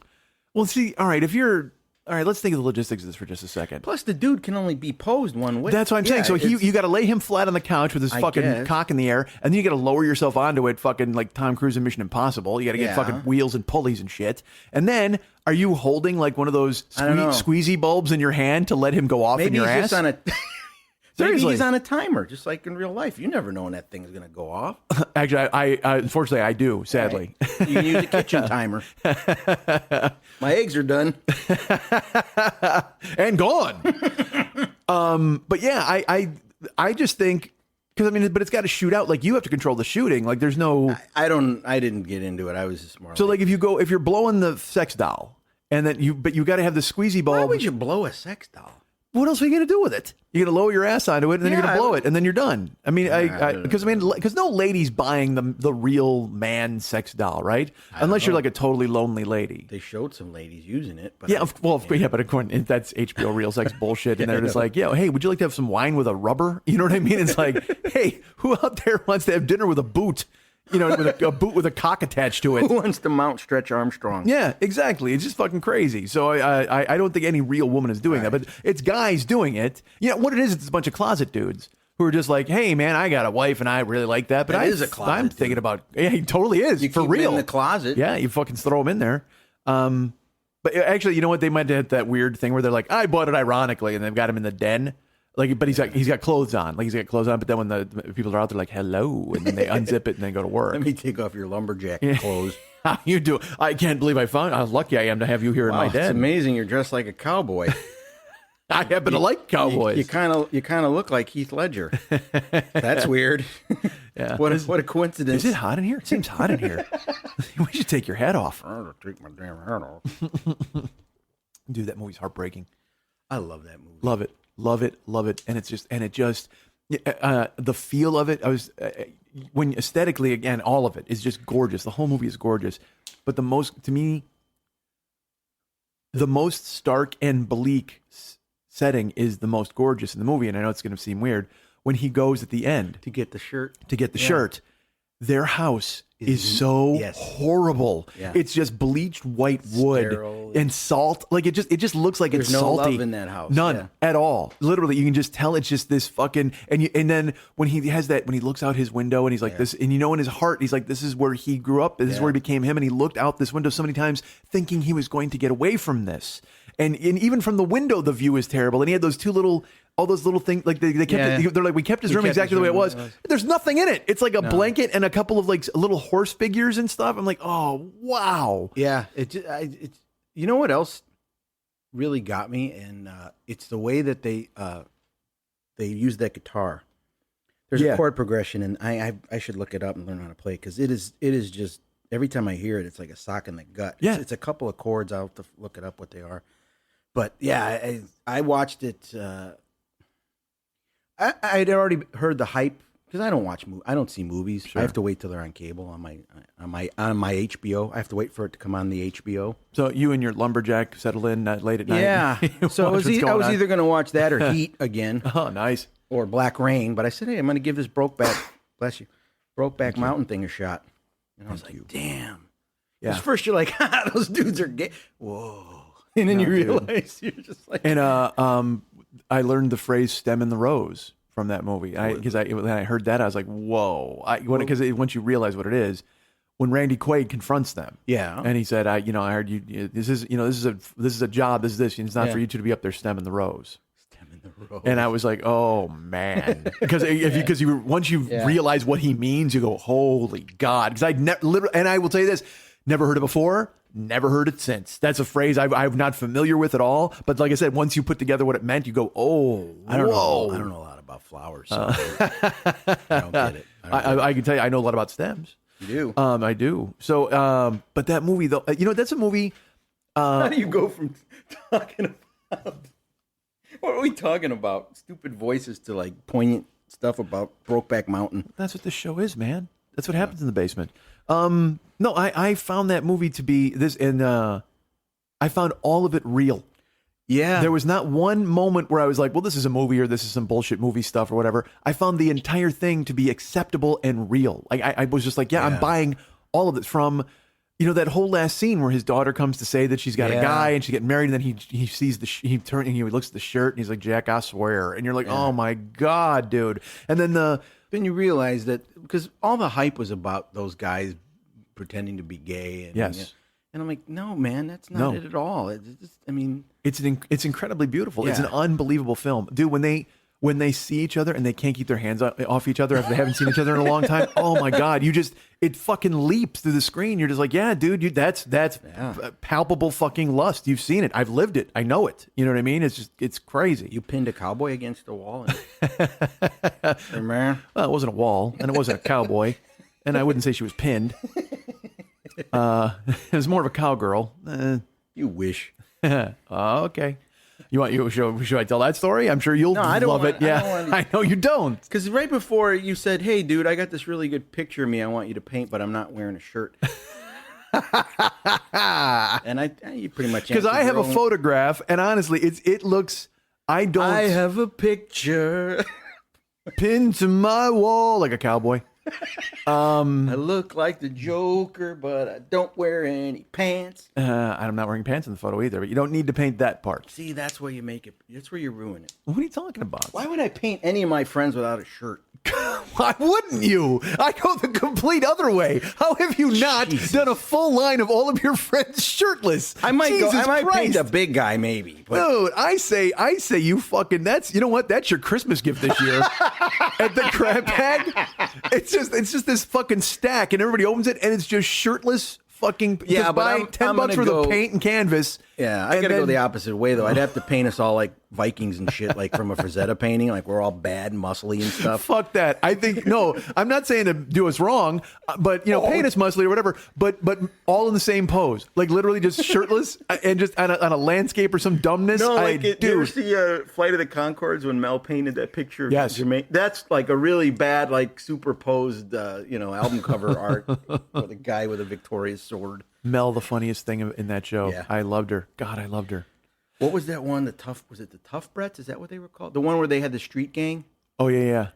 That is probably the hardest I've laughed at watching something on the television, and I can't think of how long. Dude. When they did that little West Side Story parody where the Tough Bretts were walking around, and oh God. Yeah, that show was funny. But again, it was a slow burn, and also, but again, in the true tradition of all. What are you doing? What's going on over there? You're getting some. Well, I'm maintaining the house here. All right. Is that the dog texting? Can I bark yet? No, it looks like I might have some trouble with my daughter's grades. Oh. Have you seen Junior's grades? Yeah. Fortunately, my phone is not for fun. All right. I would argue with you on that, but that's fine. You think my phone's a blast? Well, because you'll all of a sudden there'll be like a picture of you with like a bearskin hat on or something, and you're like, yeah, I totally put that up, and it's just you. Oh, with yeah. your phone. Occasionally I'll put some, but most of the time I gotta take emails about what time I'm supposed to pick somebody up. You from take Trek. emails. I like that. Hey, take a letter. I look at an email. The fuck are we talking about? I don't know. We had something until I heard put a link. Yeah, I know. That's my wife texted me about it. I might have to kill one of my kids later. I say you got to paint all of us. That's it. Yeah, and paint us in. We were talking about Flight of the Conchords. In true tradition of all good or great shows, they were just the center of a fun universe. Like they were funny. Certainly, the Conchords were Brett and Jermaine, but But Murray and Mel were the funniest things on the fucking show. Murray was hysterical. Dude, Murray was the greatest. He was so great. So like Murray and Mel, that's what I'm saying. Everything, it was that thing where, it's been that way since fucking Jack Benny. Everything happens around you. Yeah. You're the center of it. You're the eye of this hurricane, but then all this craziness is happening around you and it's funny. By the way, Jack Benny, never funny. In a million years. I agree. I'm just not a fan, even though I got chewed out by. Oh, and remember we were talking about Rat Pack? Yeah. That week, because I hadn't talked to Lily, and she wrote me, and she's like, "All right." Does she listen? Well, she must, Okay. because she wrote me that week and said, "Hey," because I had a problem downloading files or something that I had to put on, and she's like, "All right, you got to do this. Here's this tutorial. You do this, do iTunes." And by the way, Dean Martin is absolutely the best member of the Rat Pack. I agree. So of course you do, and so did she. And I guess in retrospect, when I thought about it, I was like, "Nah." Look at the one guy, baby. Oh no! See, look at that. See, you do voices. I kissed her and she kissed me. See, that just sounds like Winnie the Pooh Italian. Like the fella once said. Terrible. Ain't that a kick? Hate it. No edge at all. Just totally fuck that. I don't know, man. It was too gentle for me. I did not relate to it in any way, shape, or form. I like the fact that they hang out with a guy that's actually clinically depressed. Who, Christopher Robin or Winnie the Pooh? Eeyore. Oh yeah. Oh God. That guy at any moment would kill himself. Yeah. If you left him alone, and they just hang with him. Now you got a show. Yeah. Let him do that. All right, let's do Suicidal that. Donkey? Yeah. But Suicidal Donkey. That's my favorite game show in Japan. That's a good song. By the Reflex, wasn't it? By the Reflex? I think it was the Suicidal Donkey. Suicidal Moo, feeling bad. Oh dear. Well, he's like Glum, right? Glum from the Lilliputian. Our buddy Ken? Our friend Ken, yes. Our buddy Ken, we call him Glum. Yeah, our friend Ken, because he's if you heard his voice, you'd know why. But he sounds We're like that dude. doomed. We're all doomed. We'll never make it. God, we got to spike the midget on this. Let's do that.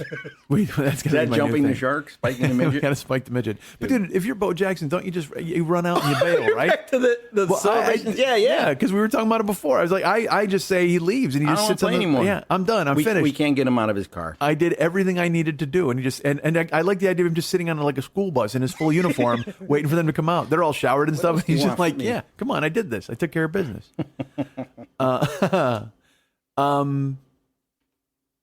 Bo knows buses.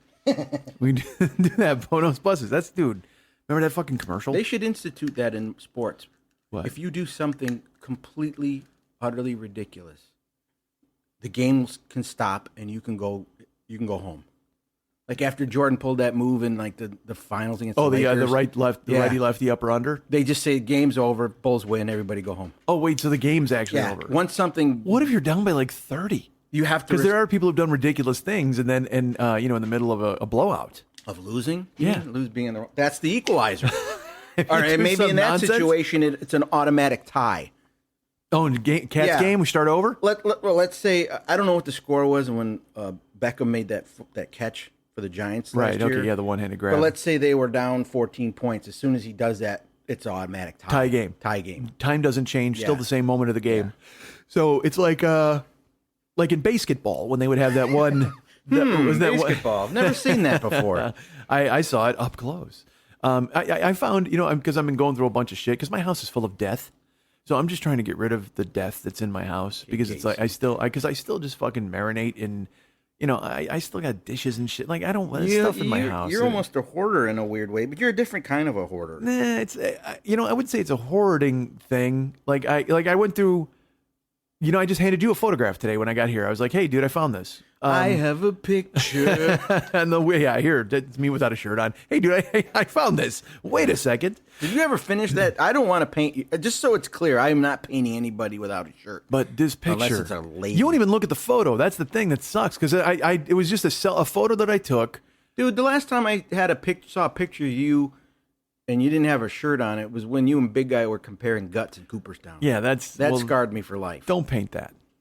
It's a good picture. It was a good picture. There's truly, boy. You know what? Actually, from that should even go up. Like I'm not going to put that up ever. Don't. No, it's battling guts, and nobody. It's horrifying. I would never do that to you. But now, this photo though is again, it was me and the lovely Jill in well, we were in bed.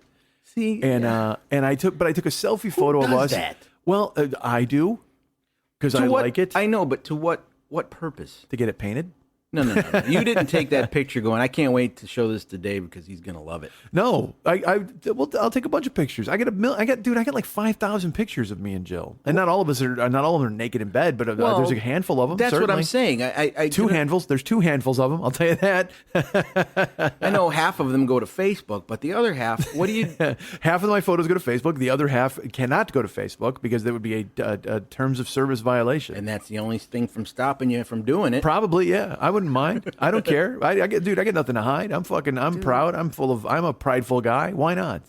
But I've taken some fucking awesome photos, dude. Fucking photo 31. I told you that brought the house down, man. That was when I. I don't get. I don't get the pathology of it. Do you just go back and go, look at that, and then you scroll to the other picture and go, man, look at that. I mean, I don't understand just the ones that are just my cock, or you mean the ones that are? Yeah, like, why do you have to have cock photos? Well, I mean, I was sending them to our friend to Jill. I mean, it's not like I'm just doing it for myself and posing it. I'm like, because I had a tea party. You know how it is. Just me and my cock were enjoying some tea. I was actually horrified that my wife texted me a message about our daughter and some school issues in the middle of the show, and I forgot who I'm sitting with. So I don't even know. Well, that's what I'm saying. I can't wait for your phone to go off again, and you just look down. And I want to see your face. See, well, I told you, because I mean that's just the thing, you know. I mean, I send her photos and I mean, I know people do that. I'm not, yes, it's not my thing, but right. I don't understand it because it's so close to horrific that I even flirt with the fact that. Oops. Oh, I see. Yeah, something could happen. Yeah, I see what you mean. Yeah, Scarlett Johansson probably thought, my ass looks good in this mirror. I will say this, one time Jill and I had a blowout fight, like just a massive fight. And we did. And it was like, well, you get out of here. Well, I'm going. Well, you better go because I told you to get out. Well, I'm going to leave right now. All that bullshit. And you leave first. And it was just, sorry, I just want this chair. This chair's going with me. And if I just can go ahead and grab this orange juice, if I can take this orange juice with me, then I'm fine. It was just all that fucking pent up nonsense bullshit. Because she doesn't want me to leave, and I don't want to go. But we've both. That's a thing to fight over, by all means. Well, dude, that's where it came to. I'm just saying. It was just again, it was one of those little petty things that then turns into a fucking circus. But I want to stay. Shut up. Yeah, no, get out of here. I'm going to go. I'm totally going to go. Fine, you better go. All right, I'm going to leave. And then, again, like I said, she doesn't want me to go, and I didn't want to leave. So I get to the door. Yeah. And then I go to open the door, and she slams the door. She's like, "You're just going to leave, just like that. You're just going to walk out." And I was like, "Well, you told me to go. Well, I'm going to go. Whatever the fuck." And then her thing was, she slams the door and she goes, "You have pictures of me. You can't leave until they're all gone." And I'm like, "What are you talking about?" And she goes, "You have pictures, you have photos of me. You can't leave. You're not leaving this house with them." I said, that's my kind of my point. So I was like, I have like 4,000 photos of you. Well, no, I said, and it was this thing where I went, well, those are mine as well as ours. I go, but also there's 4,000 photos. Like I couldn't. I mean, I can't. What do you expect me to do with them? Why don't we sit down, scroll through them, and see which ones you can live with? And maybe by that time we won't be fighting anymore. Well, it kept going on, and it turned into that, and then it was this thing where I went, all right, if that's what we're doing, fine. I want my cock photos back, and my albums, and my Triumph shirt. She can keep my cock photos. She can put those up. Nobody's gonna care. But I sat down and I put on my laptop and I plugged in my hard drive and everything, and it came up, and like I said, there's thousands of photos. I have them, and because there's photos of just us, our hands, close-ups of us, because I love her hands. I love them. And so we're holding hands, and so I have that. You and then took a picture of your hands being holded? Yes, I did. Yeah, I do. I like stuff like that. You don't. You can think I'm a dick or No. whatever the fuck, but I mean, I love that. I love it dude. goes that extreme. Yes, you're a dick. Well, you know what I mean? No, There's a I picture have- of us. Like, I have pictures of our shadows, like of us holding hands. I'm sorry. I'm fucking 9. I do. I love it. I've perhaps idealized this. I'm not making fun of. I marvel at that at the regression. I guess it's called regression. I don't think it's regression. You kind of again because to me I liken it to when you're in your freshman year and you get your first girlfriend and before you know it you're not seeing your friends anymore and you're like you're hanging out all the time and you like each other's hands, that newness, because I have a picture of my wife and my hand.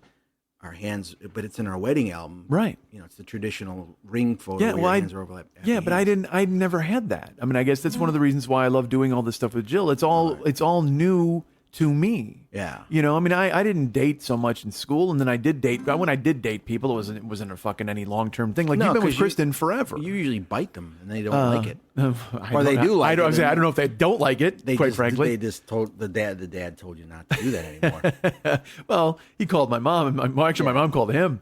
Who's biting who? Hey, yeah, exactly. Who's biting who? Who's biting who? So I sat down to get rid of the photos. I was like, all right, and I threw because again, you can't just. I mean, dude, 4,000 photos. That's an undertaking. It wasn't like I could just push a button. So I get it. But I take these photos because I love them and I love her and I want there to be and I don't know if it's like a living record, but it's just I'm 15. I mean, I won't lie. Yeah. I mean, I've invested in this relationship in a way where I'm a 15-year-old boy and I'm just like, oh my God. Yeah, but these are not Polaroids. True, but that's why it's so much easier. Like, dude, look, if I had 4,000 Polaroids, then it's a thing. No, but then when you can just grab your phone and just take photos, it's awesome. It's more of a safety issue, in my opinion. Like to me, getting out there. I see what you mean. To me, I could never do that, because this sounds weird. I almost respect. Well, again, it's my wife for 30 some years. It's hard to talk about her like in a new way, but let's say we were dating right now. I couldn't. I would want to do it because there's a when you're that age and it's all new. There's this voyeuristic thing where you're like, oh man, this is so hot. That's why grown-ups make sex tapes and stuff, I guess. But just the chance that it's there and it can be hacked or out somewhere. I mean, to me, that's just devastating. So it's not worth it to me. I'm not a consequences guy, David. Really? I like I said, and look, they're not all those photos, but there's like I said, there's photos of our shadows holding hands, or there's photos, and look, there's photos of us at the zoo, and there's photos of us at the pool, and then there's photos of us at a restaurant with a hamburger, and then there's a photo of her lying face down on the beach, and I'm taking pictures she doesn't know I'm taking. I mean, it's like, I've got plenty of that stuff. Yeah. So, because she's fucking retarded hot. And so I have these photos. So she's like, you're not leaving here without getting rid of them. And so I literally sat down and I took a machete to it. I just started throwing photos away. And as I was doing it, I was horrified. I didn't want to do it. It was just this thing. And again, I'm sure you're like, well, you've got 4,000. How many are you going to, whatever. But it just See, felt that's like what I mean. It's that. That's I know, yeah. but it just felt like I didn't like it, but I was doing it because, all right, well, if that was what it was going to take, in the middle of this thing. And of course, because I knew we were going to make up. I knew it wasn't going to happen. So we made up, and then she looked at me and she's like, "Can you get those photos back?" Dude, and I said, what is wrong with you guys? And I said, "No." Well, it was actually a very sad and poignant moment because it kind of drilled home the fact that, no, I can't. I mean, I'll try. My ass cheeks are gone forever? No, it wasn't like that. I mean, because again, I wasn't discriminating. I threw away Vegas. Like I was like, all right. I even said to her, I go, look, this is the Vegas trip. Like, I mean, it's gonna, and it just went away. You know what I mean? And it didn't go away in our hearts and in our minds, but at the same time, it was just. It had come to that. It's just that fights are stupid. They're just stupid, and I don't get it. I don't understand it. But that's what I did was so I threw shit away, and then there's there's the metaphor of that, certainly the realism of what you're doing, and then what it becomes, and it just was a thing. So I mean, but she was she sat on my lap and she's looking at me and she's just sad. And I'm like, yeah, I know. I'm sad too. I didn't want to do that, but it's unfortunately You made me. Well, nah, she didn't make me do a fucking thing. You made me throw all those cock photos. This weird Armageddon where it was like, all right, well, I'm doing this. Well, I'm doing that. Well, I'm going to do this. And then, oh yeah. Yeah. And then, all of a sudden mom's vase gets broken and you're like, oh man, I'm telling. It's like when I had the flood. Every once in a while I'll look for something. I go, didn't I have maracas? And I go to look for them and they're gone. You know what? I actually have a photo of those maracas. So I'll go ahead I and wish text I it to you. did. I could look at them again. Dude, I got a bunch of photos of maracas I could send you. I'm sure you'd be very interested. She's in the maracas. She's in the maracas, Dino. But yeah, so I mean, I take constant photos. I just kind of do. It's and she and I do it. It's what we do. I like doing it. I obviously. Yeah. Yeah. But getting back to, I'm not painting your picture. See, that's incorrect. You should. I'll put a sweater on you if you want. I'll paint in a sweater. You know what? That would be worth it just to have you look at the photo with me without a shirt on and have to figure out what sweater would go with that photo. Yeah. But it's a goddamn great photo. That's the thing. If you would just look at it artistically, you'd go, holy fuck, I cannot believe, because it looks like I hired a dude to take it. Like it was just you know how bad you want to. You're this close to doing that. Oh, dude, what are you talking about? Please, I'm on the other side of it. I've inquired. I've looked for dude. Hey, come film us. Can you come over? I know it's 7 a.m, but I look good. But the sunlight's coming through my window. It's so perfect. And I have a chubby. There's a unicorn. Well, no, I'm not going to hire a guy to take my cock photos. I can handle that on my own. Thanks. Well, I'm sure there's angles you can't get that a professional guy can do. Oh, I've tried. There's the one with if you can get, because my arms are luckily they're kind of long enough where you can do this, and you got your cock in the foreground and my face in the background, like waving, like, hi, I'm here too. Oh, you photobombed your own junk? Yeah. That's neat. Man, I'm learning all kinds of stuff here. Sure. I can't wait till you paint that. I think I'm Flanders. Really? From The Simpsons. Yeah, because you talk about all this stuff, and I'm like, I can't relate to a lot of it. And then, I have my family. I mean, Kristen and I are like the only factory issue couple in existence. All my cousins my age have usually been divorced or in a something, remarried, whatever. And there's nothing wrong with that. It's just like, I just think we must appear to be very boring and middle of the road because there's no drama in our life. Yeah, I think it can happen. You know what I mean? But that's cool. I like it that way. I think all my brothers got divorced. Except Andy and Scott. And that's not you have five brothers. Well, no, they never got married. They never got married. Yeah. But, Glenn didn't get divorced either. He just fucking you know what? I apologize. Lenny and I are the only ones who got divorced. Exactly. I should think before I speak. That'd be a good idea. A little bit. I'm a classic stereotype, Mexican family. There's a ton of us. Yeah. But Kristen and I we see everybody. And even though, how families are, some people have falling outs with people, and this cousin doesn't talk to this aunt, and this aunt doesn't talk to, we talk to everybody. And I just realized that's the benefit. We're Switzerland because we have no drama. We never got caught up in any kind of like fallouts. You know how families have fallouts. Sure. Usually at a wedding or a wake or something, it culminates. But I said, we're Switzerland, man. We're neutral. Yeah. That's good. I'll be Flanders. I don't mind. Let me ask you, you said you get a lot of dudes in your family, a lot of big family. Large family. Yes. Why are they not fixing your kitchen? Just fucking bring them in. That's what Kristen said. She had to. They were here. The guy was working. They were here. There were a bunch of Mexicans here, and they were doing something. Oh, they were delivering the granite countertops. Okay. And so there was a lot of dudes in our house, and Kristen went to wake Ava up and said, "Look, don't come downstairs. It's kind of like Christmas." There's like a bunch of Mexicans and they're really loud. So yeah, just stay upstairs. Yeah. Well, you should have just brought all of your family over and just had a combination like quinceañera and tile laying. Yeah. It wouldn't have taken 2 weeks, that's for sure. No, fuck. You got one dude doing it. That seems fucking bizarre to me. That one dude is doing it. Yeah, it wasn't that BS where the guy comes in and was he just like a craftsman, like that dude who's got like his thumb up? He's like the Leonardo da Vinci of countertops. Yeah, he's just like a guy that knows how to do everything, and he's got his own business, and he only trusts himself because the only way to do it is to do it yourself. Where's he come in price wise? You don't have to give me a number, but I'm saying like against everybody else. Yeah, I mean he was word of mouth. And he charges you for supplies, and then the work. Yeah, I mean he does the work, and he did it in the time he said he was going to do it, and he did a really good job, and it wasn't like one of those deals where he sells you everything and then he disappears, and then 18 Guatemalans show up and put your kitchen in. Sure. Which is fine. People work like that all the time. But it was neat to have just one dude come in, and he knew what he was doing because you talked to him every day. Let me ask you this. Now, you seem to like this guy. You've become very close I'd say with him. I liked him. Sounds like you're very close with him. Do you think he may have planted a hidden camera in your countertop granite so he can spy on you in your kitchen? If he did, doesn't bother me. We don't do anything except eat in there. So yeah, but what if he gets off on that? What if that's his deal? He's like, oh my God, I love watching half Mexican, half white families eat spaghetti. Yeah, see? And he jerks off to it. Are you cool with that? Yeah. See, it's not like you live here. Then we'd have a problem.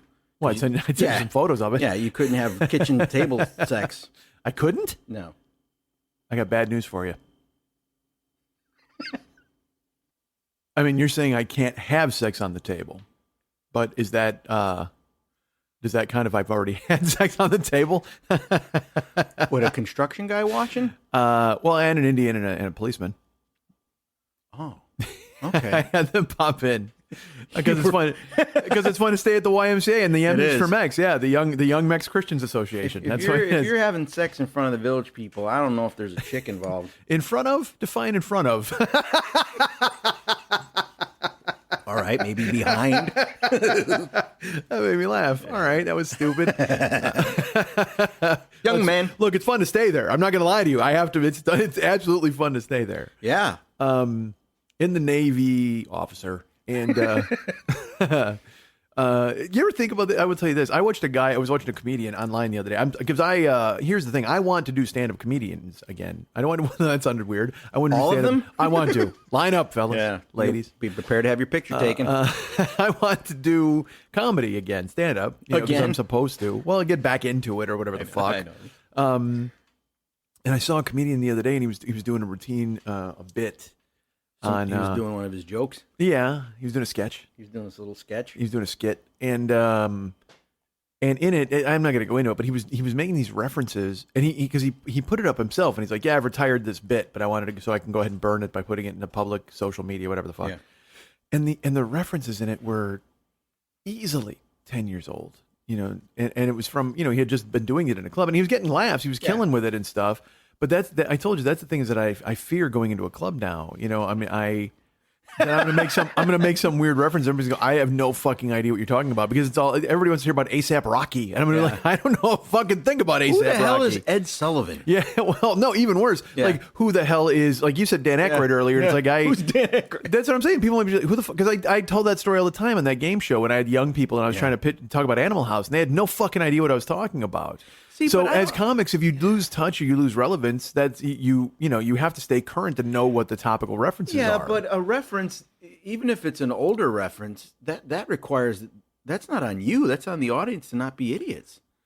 I mean, when you were, but it's also on me to recognize my crowd. But let's say you were, how old was this comedian? Would you say your age, our age? He might be a little younger than me. All right.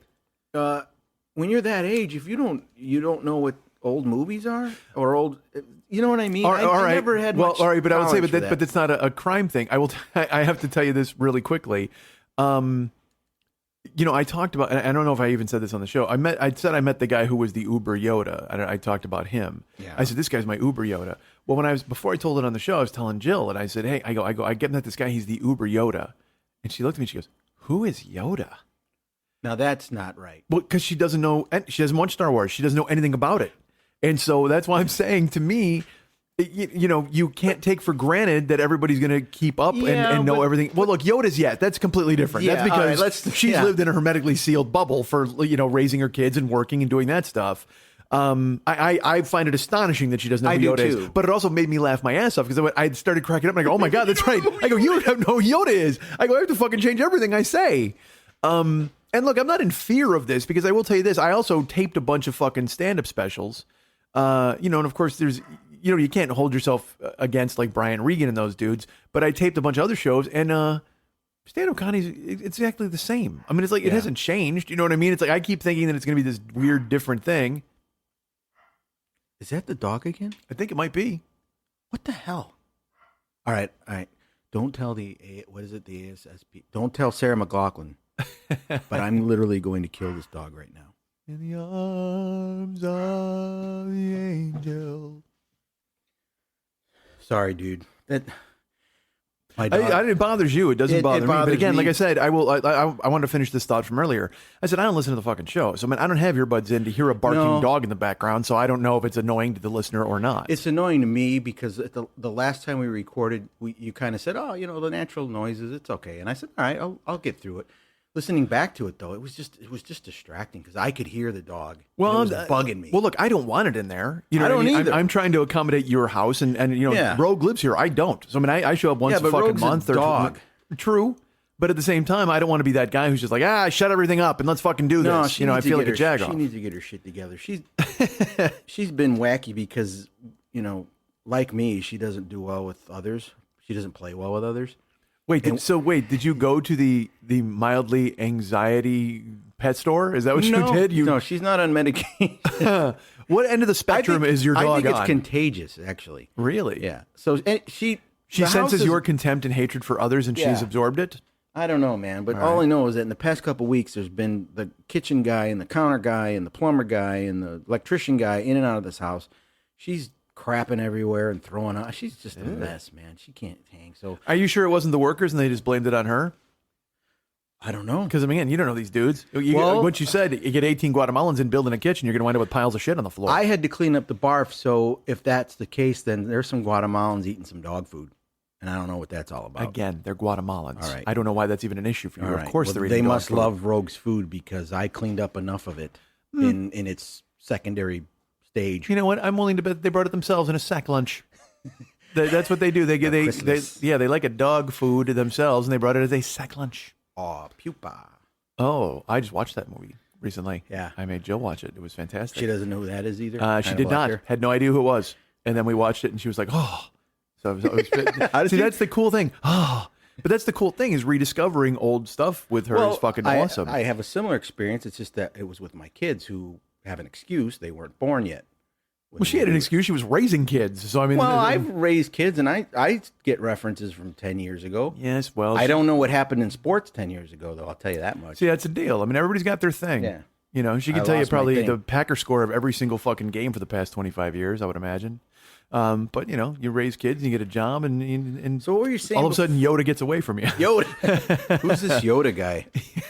Man, it must be hard to go through life not getting references. Well, and that's the thing. That's another thing. She's listened to my show from the beginning. I'm like, how do you even listen to this fucking show if that's you another don't know what weird I'm talking thing. about? Half the time, you're saying shit I don't even understand. But I've had people who say to me, and they've written me, and they were like, I don't even know what you're saying, but the way you say it is just fucking hysterical. They'll be like, dude, your cadence and the way you talk, it doesn't matter what you're saying, you But know. on the so flip side, isn't it encouraging when you get somebody that goes, "Hey, man, when you did some obscure reference and you're like somebody got it," and you're like, "That's pretty cool." oh yeah. Yeah, when you like, because then you're not. I'll do that occasionally on the show, and I'll say, well, I should just talk about it now. I do dumb stuff like that all the time, and I don't even think you don't even know what I'm talking about.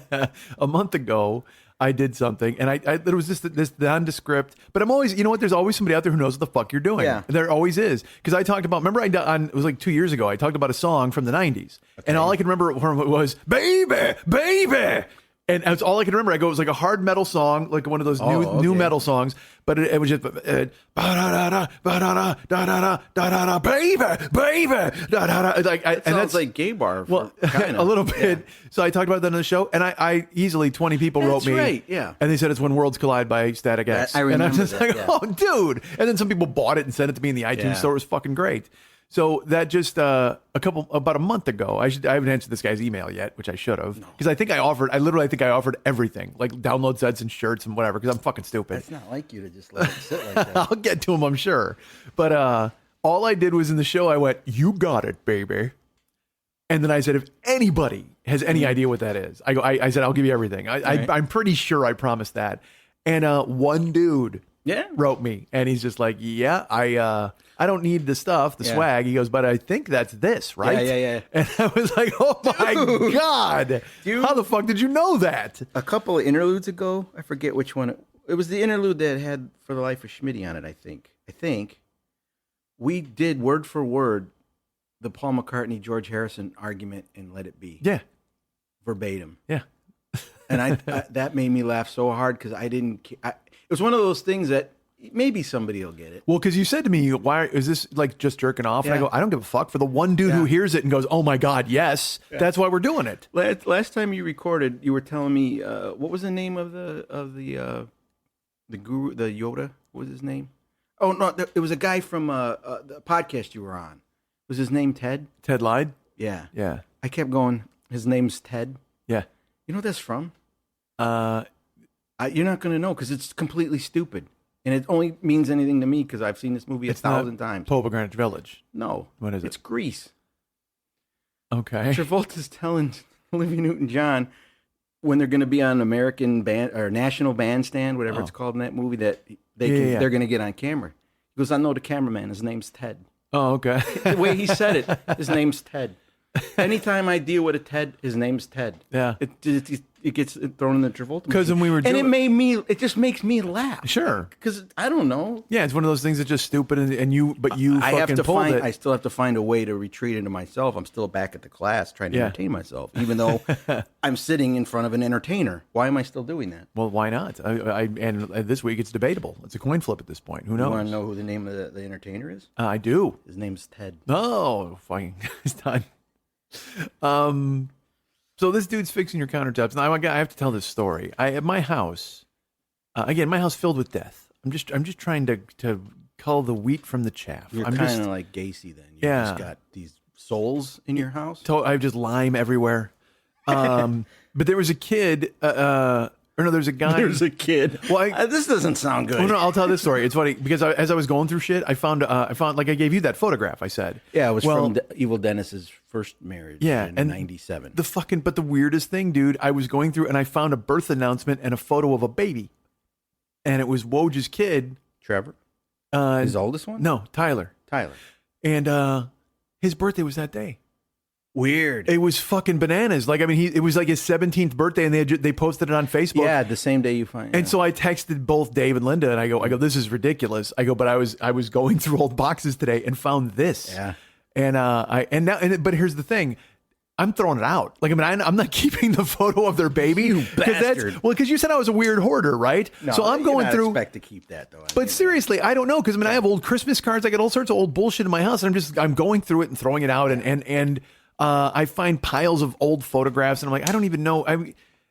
My buddy Bob Gillespie sent me a photo of his son. Well, his son is now like, a great baseball player. He's 13. He plays amazing, but I have the birth announcement and the picture of the baby. And I was like, this is awesome. How long am I obligated to keep the photo? Because part of me wants to do this. I want to keep them forever, but I wish I could carry them with me. So whenever I run into that person again, I go, hey, take this, and just hand it back to them.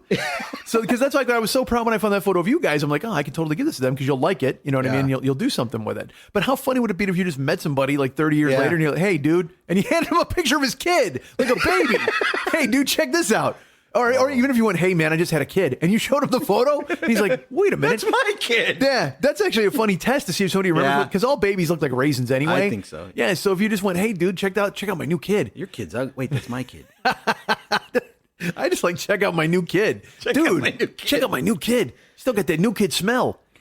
When we had to get ready for the people that come in, the guy that come in and do our kitchen, we had to obviously. I don't believe this story at all. It's people or guys. I don't know what you're saying. There's always bunch of dudes. The guy did the work, but people had to bring him stuff. Like people delivered the countertops. People. How many people know about countertops?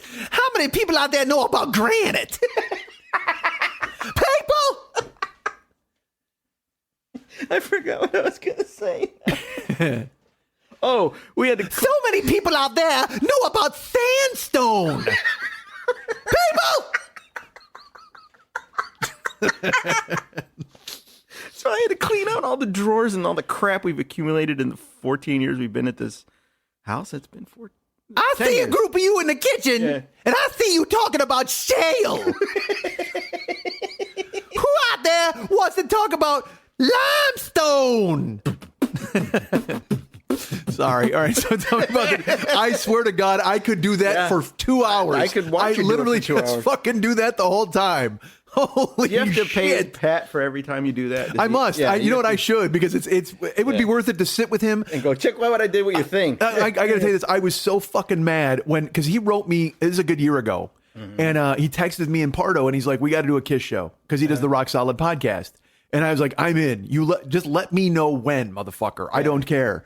And then like 4 months ago, he puts out the fucking tweet, and it's like, "Hey, Jimmy Pardo and Kyle Dodson discuss Kiss on Rock Solid." And I wrote him, and I was genuinely, I won't lie, I was genuinely hurt. And I wrote him, and I'm like, "Dude, we were gonna do that. Like, that would have been fucking awesome." And he's just like, "You know what? I completely forgot because I'm really sorry." But also at the same time, it's really smart because it would have just been Pardo going idiots as the two of us just did Paul Stanley's fucking voice. Yeah. But God, I wanted to talk about it. I mean, because I would have totally loved to do a Kiss show with him. That would have been fucking fantastic. People! All right. So you got a group of dudes, and you were saying that, well, I was saying is that I had to clean out the counters and all the junk that we've accumulated, and I told Kristen, I go, "Look, don't go through it. Just get it out of the kitchen. When it's time to put it back in, that's when we're going to purge." So the other day, I'm sitting there, and she hands me a picture, one of those little, it almost looks like fax paper. Okay. It was a picture from those arcade camera deals from a long time ago. Oh, okay. Like the photo booth thing? Yeah, like it was at Chuck E. Cheese. Okay. Where you sit in a little Chuck E. Cheese car, and you put quarters in, and it gives you a picture. Really a bad black and white saturated picture. I have a pretty good sex photo on a Chuck E. Cheese car. I imagine you do. And I looked at it, and it's me and Ava, who is about to turn 3. And I looked at the date, and it was 9/12/2001. Okay. Wow. And, yeah. And all of a sudden, I remembered that day, and the weirdness of that day was really creepy because, I mean, day after 9/11, Ava's birthday is right around then. Yeah. So I had taken the week off of work, and we were doing stuff during the day. We're going to go to the zoo, blah, blah, blah. So we were at Chuck E. Cheese. So you're going to go to the zoo, you're going to fly some jetliners into the World Trade Center. Pretty much. You had a big weekend. Yeah, we were going to do a lot of that stuff. You had to call your Jewish friends and tell them to get out of the World Trade Center before the jets hit. And I had to make sure all the charges were set inside the towers. Oh, sure. And you had to make sure that jet fuel actually burns through steel beams. Yeah, and make sure nobody ever takes account into the fact that the plane's made out of aluminum and aluminum. Anyway. Yeah. Well, you also had to take the photo of that backpacker on top of the World Trade Center as the plane was approaching. And I had to convince some kid to tell his teacher that the buildings weren't going to be there the next day, and then send him off to school. Nice. And let me ask you this: did you drive the truck bomb to the Pentagon? No, I did not. Okay. I was the guy that actually helped them coordinate the actual missile strike into the Pentagon. Ah, okay. I see. Yeah. But I had nothing to do with them shooting down Flight 93, though. That was their own thing. Yeah. Well, how old was it? It was only 3. I can't, there's only so many things you can take a baby Bjorn. No, that was you and Ava were at Showbiz Pizza at that time when Flight 93 went down. Yeah. The one in Lockerbie. No, she helped me rig the limo on Princess Diana's. Oh, good. Yeah, okay, that's fine. And you were driving, taking the pictures. Yeah, actually, I was the one taking the photos. I needed right, those photos. you were, yeah. I was chasing her into the fucking tunnel. Yeah. And then I'm sorry. I'm going to stop you really quick because you reminded me because you said shut down Flight 93. Yeah. There's a song called "Murder in the Skies" by Gary Moore, and it's a fucking jam. It's like a rock song, but there's a line in it, and he's like, "The Russians have shot down a plane over Korea," and it's like a line in the song, like, and you're just like, what? Why would you write that in the song? It's just because again, that's what it's about. It's about murder in the sky when they shot down that fucking airliner. Yeah. But he's like, the Russians have shot down a jetliner over Korea. I think it's what, and I'm like, what the fuck? And it's a jam, but it's just hilarious that's fucking. But that's like those movies in the 80s and 70s where the original music has to have the stuff from the plot in it. Oh, sure. Yeah, like at the end of First Blood when they're bringing Rambo out, the song starts. He was a guy. He was in the war. And this real sappy music. Black Dynamite does a great job of that. All the music in Black Dynamite is that. So great. It's so funny because it's like, the song is literally describing what they're doing. Yeah. He's going to steal a helicopter. God damn, that movie's funny. It is. All right, so you got that picture. Got into the room. The greatest, one of the funniest bits ever. I saw that at an outdoor theater with the whole cast of the movie, and just I remember going, this is going to be a huge hit because it was just rollicking and it laid everybody out, and then it just went nowhere. Of course, that's going to be a cult. It's got to be a cult. Well, of course it is. Thing. It's just it's phenomenal. It's phenomenal. It's so good. So anyway, 9/12 at Chuck E. Cheese, it was death. There was nobody. Sure. in the place. It was the craziest Even thing. the band took the day off. Chucky was not to be found. Chucky called in sick. The band. They were like, yeah, we can't. I'm sorry. Fuck you know that, what? man. They showed up and they said, actually, they just played Nearer My God to Thee, and then they punched out. Amazing grace. You have not lived until you've seen an armadillo fucking sing Amazing Grace. Oh, man. Let me tell you, that'll knock innocent chills up your spine, goddammit. Yeah, the gorilla didn't even show up. Oh, he couldn't. Well, his sister worked there. He had to go to New York and put up a flyer to try to find her.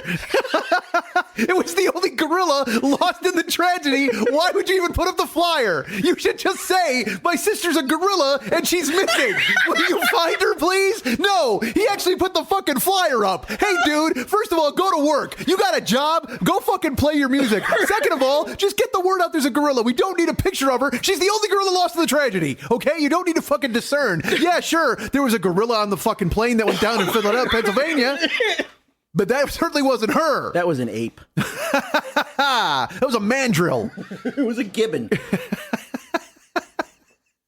Dude, a gibbon almost saved Flight 93. Did you know that? Oh, dude. All right, so anyway, that's all. So just you're finding the picture when you're not expecting to find a picture. It's kind of it was a gut punch because it's like, here's, my daughter who's 17 years old right now. Right. And then I find this picture of her. She's not even 3.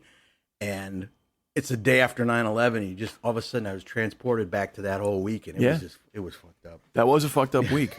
I will not lie. Especially because that happened Tuesday and I was doing stand-up on Friday. You know what creeped me out? The band I was in played that Saturday night, and the club that I was in, that we were in, was in the corner of a strip mall, and right next to it was an Egyptian restaurant / like bar type deal. Uh-huh. And this is how crazy it was then. This is how I know, because I would never think like this. But I remember thinking, God, I hope nobody decides to just blow up that, because everybody was so, well, sure, anti-brown guys. Yeah. And I'm like, here's an Egyptian restaurant, but these people don't know the difference between a Saudi and an Egyptian. No, they don't fucking have any clue. No, they didn't. At that point, they did not care at all. I know. And to the point where I'm going, wait, do I look Iranian? Like yeah, exactly. I had to go back to work. I go, I'm dark. I got brown hair. I hope I don't look like I'm like somebody's gonna mistake me for a Middle Eastern person, and somebody's gonna hit me with a bat or something. Well, the weird thing too is because I know you do have that pre-show ritual of eating a tub of hummus with a spoon on stage. Yeah. So that's got to be really fucking throws people off. Yeah, at the time I was bringing Baba Ganoush to every gig. Oh, I thought he quit the band early on. Baba Ganoush? He never played out with you guys. No. I thought he was only recording. He was in the studio. He's like Brian Wilson, Baba Ganoush. Stage fright, man. He's a genius in the studio, but he can't get out there. Get out there. No, I don't blame him. So we had to find a guy to do his parts. A Bruce Johnston, if you will. Is that his name? Bruce Johnston with the T? I forget. The guy that played on tour with them, because Brian Wilson. Right, yeah. Interesting. So all right, you had your, I don't even know how we fucking led into that. I don't know either, but... it's because my house is filled with death, and I'm trying to get rid of photographs and things like that, and finding stuff and throwing it away. I know more about the gorillas in 9/11. There was one. All right. So I'm, like I said, it's gradual, but I'm getting rid of shit in my house, and I have it's funny, I have a chair that I have to get rid of, and Jill It's not your sleeping chair, is it? Oh yeah. It's just, but I've had it forever. Why so do you now gotta get rid of it? Because it's got my essence all over it. Well, I mean, yeah, literally and figuratively. Every other person's essence might be different here as far as is different. No, literally, it's what you're thinking and what I had a different one too. Oh man, no, I don't. I talked about it on a show a few weeks ago where I was like, I don't listen to those parts. It was the show I talked to my mom where I said I had a big purple jerk off chair or whatever. Yeah. You're When all did you sad. get so fucking dirty? Yep, that's what she did. Yeah, she wanted to know. So I don't let anybody into my apartment. I just fucking don't. Because it's like, they have the workers and all that shit. And I when they used to come in and fix shit all the time. Like you'd tell them and they'd come do it. Now I don't. Why don't you want the repair guy to come Well, in? there's no. It's not that I don't want him to come in. It's just that there's really nothing that needs repairs. I never use the stove. I barely. If I eat something, I'll wash a dish and put it away. Like, so I don't use the sink very often in the kitchen. And it's just, my house is very utilitarian. Like, I don't use anything. I use the bathroom, and then every once in a while I gotta fish out a fucking Muppet from the drain because of my fucking head. But above my shower, the paint, because of the steam, I take really hot showers. Yeah, it chips and peels. Yeah, water damage. And it happens all the time. So they used to come in and repair it every couple of months. Well, I kind of haven't really told them about it. But also, they're not really responsive. Like, they're starting to, fuck, if you manage a fucking apartment building, you're supposed to stay there, right? Are you supposed to be there, like, for if any shit happens? You usually have a maintenance man on call. Well, I have a building managers. It's a couple who manages the building. So if shit happens, you tell them what's up. But it's not like there's a team of plumbers sitting there waiting for somebody to call. No, they call their painter and their plumber, and they'll say, "Hey, we can get here in a couple of days." Why don't you tell them to tile the ceiling? Right. Hold on. All right. But I'm talking about a whole completely different thing now. I'm more upset about the fact that you're abusing your shower. We'll get there. All right. You should see the photos I've taken in my shower. Yeah, I know. So the other day I went to leave, and I had to be somewhere at 5. So I left my house at 4, and I closed the door. At 4:50. It's 4. No, I'm not that guy anymore. Really? Okay. Maybe. I'm not. I know. You know what, guy? I had this weird epiphany. I'm like, dude, being late is fucked. Like, you can't. Yeah, you usually can't be when late. you're about 50 years old, that's the time to turn that around. Well, because you realize you're just. Well, I mean, dude, it took 15 years ago is when I stopped spitting. You know what I mean? Like, or 20 years ago.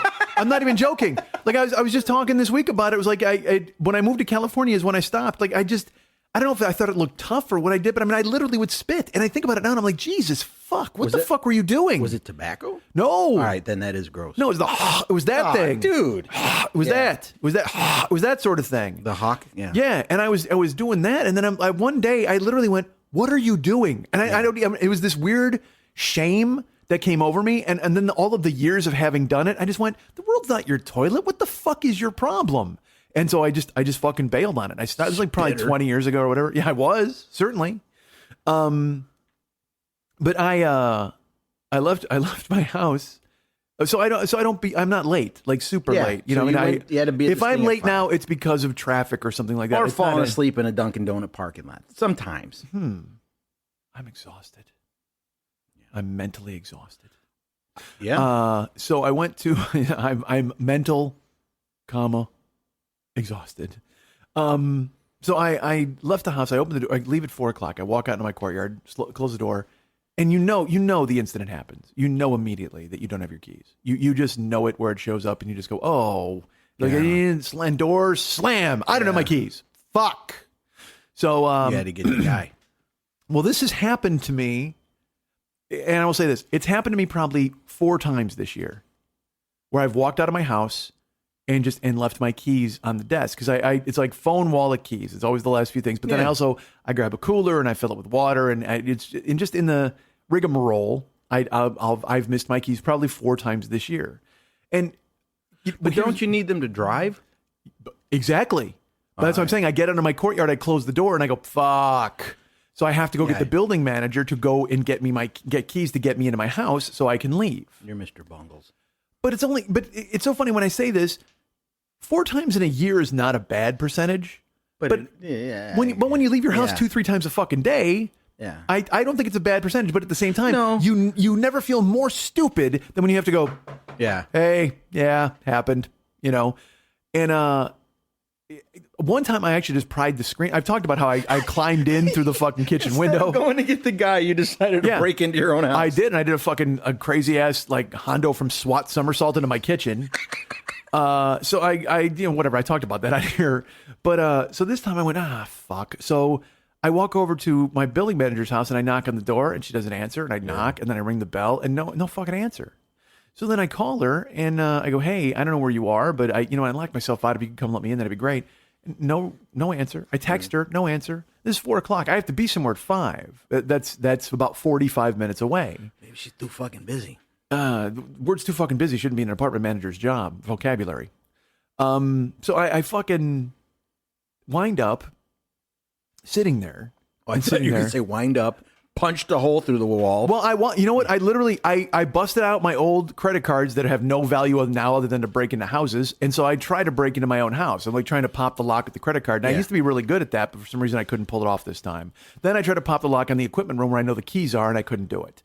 So I'm just looking for anything. I text her and she doesn't answer. Finally, I have to call and say, look, I'm not going to be there. And they're like, well, we're going to have to go with somebody else. And I'm like, fuck. So I lose that gig.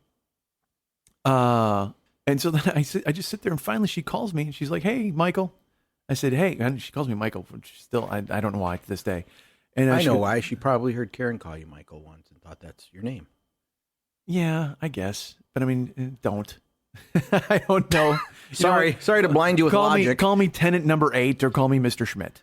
They call me Mr. Schmidt. Actually, I'm sure behind closed doors they're like, that fucking idiot who forgot his keys again. That's why I am around the building. You know you're just Mr. Dickbag. Pretty much. I wish I had a bag of dicks. I would have used it to knock the fucking door down. So I said, she calls me and she's like, hi. And I said, hey, and she goes, I just got your text and your messages. I'm sorry, I was in a meeting at my son's school.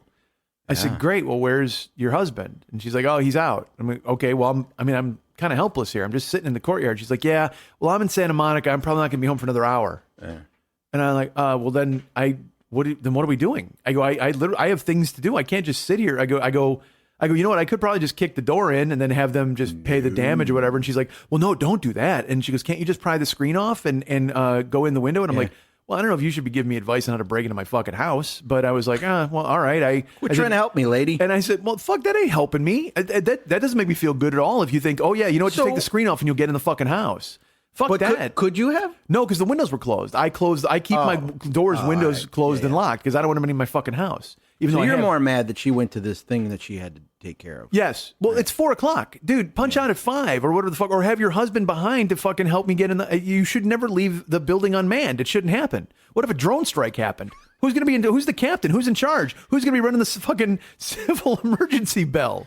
I want somebody to let off the siren. I hate when people don't do what you want them to do. I hate when people don't do their job. You ever see The Departed when the guy goes, hey, who are you? And Alec Baldwin goes, hey, I'm the guy who does his job. You must be the other guy. It's fucking gorgeous. What's that from? It's from The Departed. Oh, okay. They're at a stakeout, and he just goes, who are you? And he goes, I'm the guy who does his fucking job. You must be the other guy. and it's just, I love that phrase. And it's like, do your fucking job. So you know what? You're managing a building. Manage the fucking building. I don't care that your fucking twat kid has to go to a goddamn choir or whatever the fuck he's doing. What if it was something serious? So what? What if he had an epileptic seizure in class and she had to go down there and it was really treacherous on her? What if I had 18 Guatemalans in my house eating dog food and they're going to suffocate if I don't open the fucking door? Can't have that. What if you were missing your gorilla sister? You fuck right. So I got to get in there, right, and take a look around. All right, I see you're starting to sway me now. You can't leave the building unmanned. It's your job. It's the only fucking job you have. Walk around, wipe off the umbrellas, and let me into my house when I lock myself the fuck out. Honestly, that's part of it when you go for the interview. Hey, can you let the dumb fucking apartment 8 into his house when he locks his keys out and make sure the pool is tidy? Like, that's it. That's your whole fucking job. So I'm like, all right, fine. And literally, because there's nothing you can do. There's no answer. She's just like, yeah, sorry. I'm like, oh, okay. I hang up the fucking phone. I'm just fuming, furious. And I'm like, I was going to kick in the door. And I'm like, don't kick in the fucking door. You want to, but you can't. Yeah. And then she calls 5 minutes later and she says, hey, I talked to the manager of the other building down the street and he's going to come let you in. Mm-hmm. Oh, that was nice of her. Yeah, that's fantastic. Where the fuck were you 45 minutes ago when I called you and texted you and all that shit? She was with her kid. I don't give a fuck. Man. The words with your kid should not be an apartment manager's vocabulary. What if she's too fucking busy? You know what this is? It's the world's smallest violin playing for my fucking apartment manager and her kid. You have no idea what you're talking about. You want to put up a petition? I'll sign it. You want to put it to a vote? I'll vote for it. But what I will not do is play ball. And as for this fucking non-college bullshit you're giving me, I got 2 words for you. Learn to fucking type. Yes. I sat in a theater transfixed. Literally owned me in the first 5 minutes. You are Mr. Pink. Oh, dude. So I just, hey, look at you guys. Look at you guys. All right. I just watched that, actually. That was on this week. It was that thing where I put the remote down, just marinated in it. Yep. And you think Joe's going to be mad? It's not half as mad as I am for putting me in a room with that maniac.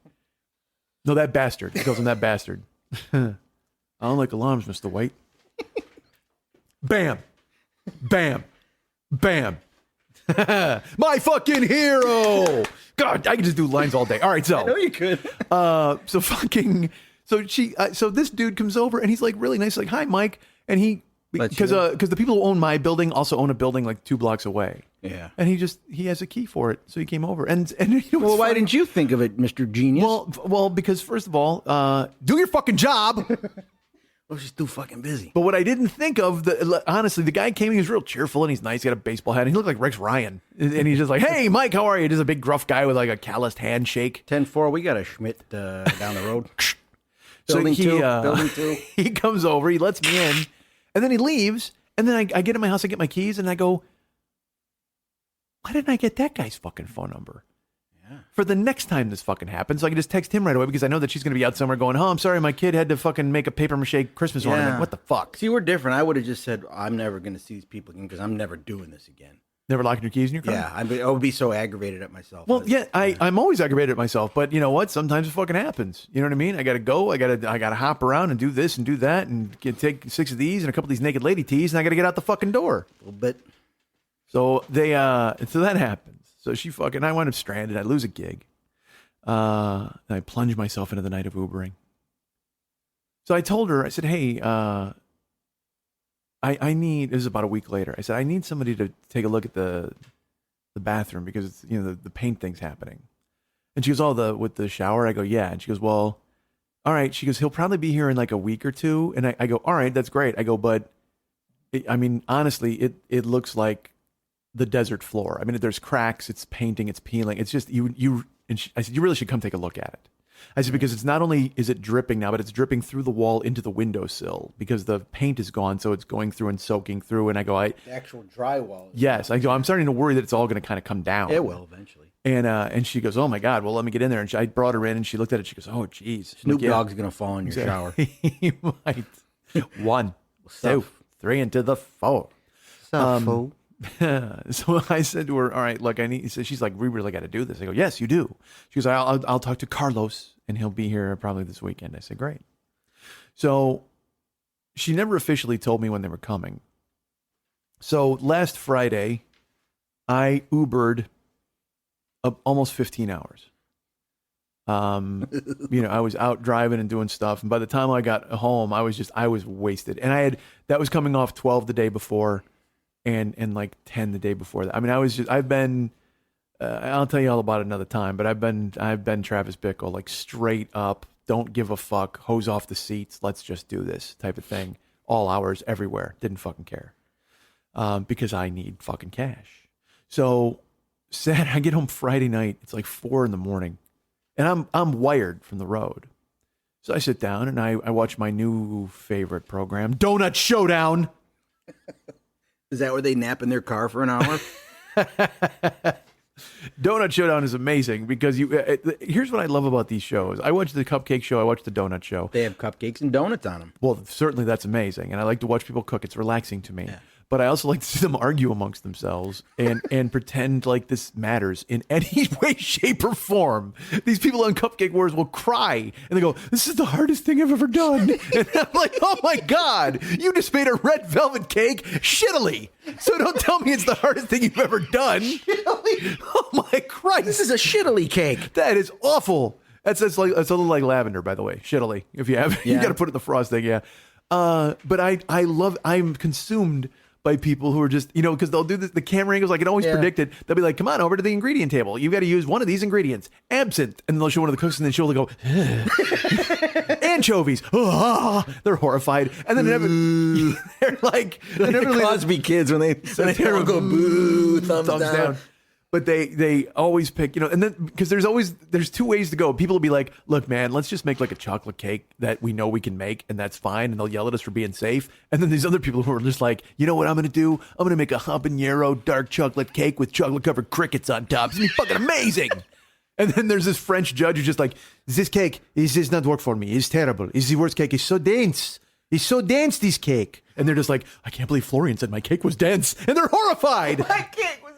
It's so perfect. You're tearing me apart. So that's great. But now I find Donut Showdown, which is better than Cupcake Wars because Donut Showdown brings 3 people in. And this is another thing too, is like all the people on Cupcake Wars, they're just like, "Hey, you know, my name, I have Montclair Sweets in Montclair, Vermont. And it's right now an online bakery. We're like, open a storefront. And then I'll Google them closed. Like they're all gone. Like just fucking. See, I would watch Cupcake Wars if they actually threw cupcakes at each other. Yeah, your dream is dead. I love it. Your dream. I just not love it. found. Nope. What's sorry? Is it 404? Not found. I just picture them at home just making buttercream out of a toilet. And just like, these are prison cakes. I can't believe it. Just got sterno in them. Just making we're making a pruno cake with a pink toilet disc fucking frosting. I couldn't even spit it out.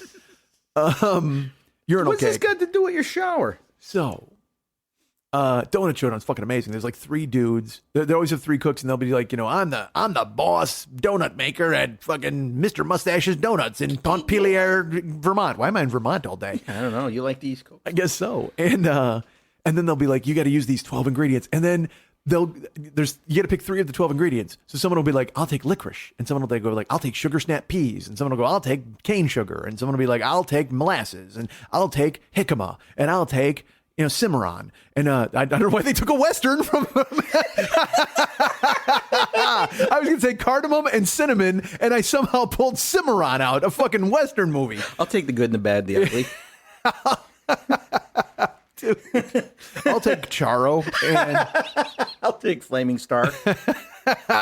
Dude. So I'll take Johnny Guitar, and I'll take Rio Bravo. So they'll pick out the fucking, and then they'll get over to this chalkboard where they got to write their plan. And this woman's like, we have lavender, thyme, and salmon. I've never used any of them in a cupcake, but I thought it would be interesting to try. You're on a game show.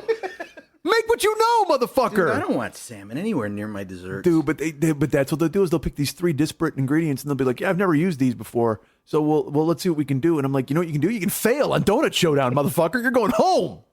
But then the judges get the fucking donuts and they like fake these fights. Like this guy will go, this donut was delectable. It was so delicious. And he'll go, I could not disagree with you more. And they play a music thing. And they show the other judge make like a mean face. What? And he's like, this was a sour donut. I didn't care for it. I'm just like, and again, this complete exercise in nothing that matters to anyone in the fucking world. No. Except the people. Except Homer Simpson. So, but I love Donut Showdown. So anyway, I'm wired after driving all day Friday and all night Friday. And so I sit on my chair and, I turn the TV on and then I just fucking drift off. Like I'm out. And I hear pounding. Like this dog will start barking. Oh, sorry. I hear this muffled pounding. I'm going to just go knock, knock, knock, knock. Okay. Yeah, that way the dog It's a little harder than that. Knock, knock, knock, knock. Okay. That's good. That's They had something an electric that's drum. Duran Duran drums right there. Why was Roger Taylor was at your door? 1, 2, 3 into the 4. Snoop Doggy Dogg and Roger Taylor's at the door. What's up, fool? What's up, big baby? What's up, 7 and a Ragged Tiger? What's up, Notorious? Oh, stupid. What's up, Planet Earth? What's up, Cherry Ice Cream Smile? So, what's up, chauffeur? All right. So it is. I love stupid. I'm a fan. So there's this muffled pounding at the door, and I'm just like, fuck. And it's that thing where you just kind of wake up out of a fog. Because I fell asleep. I'm doing this where I'm so fucking tired. TV on, fucking water still open next to me, and I'm out. No blanket, fucking socks on, terrible. And so I hear this muffled pounding, and I can't figure out what it is.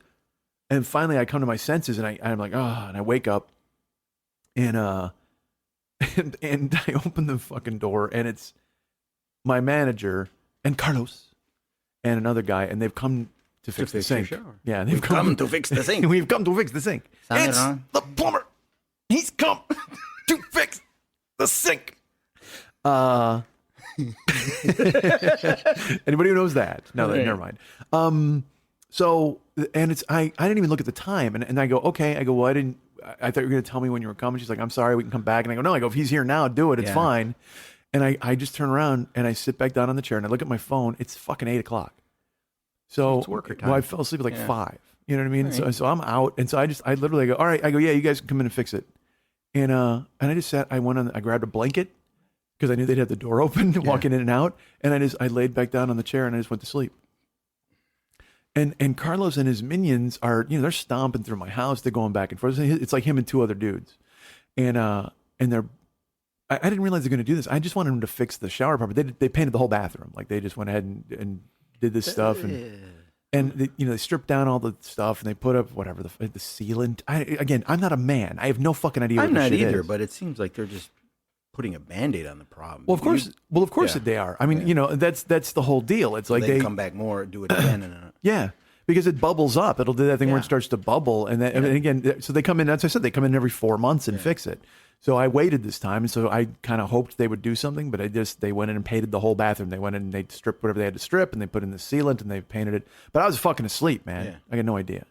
So I'm out and they're stomping in and out of the house. And then finally the dude wakes me up and he just looks and he's like, we're finished. I'll go now. You should leave door closed because the paint is so strong.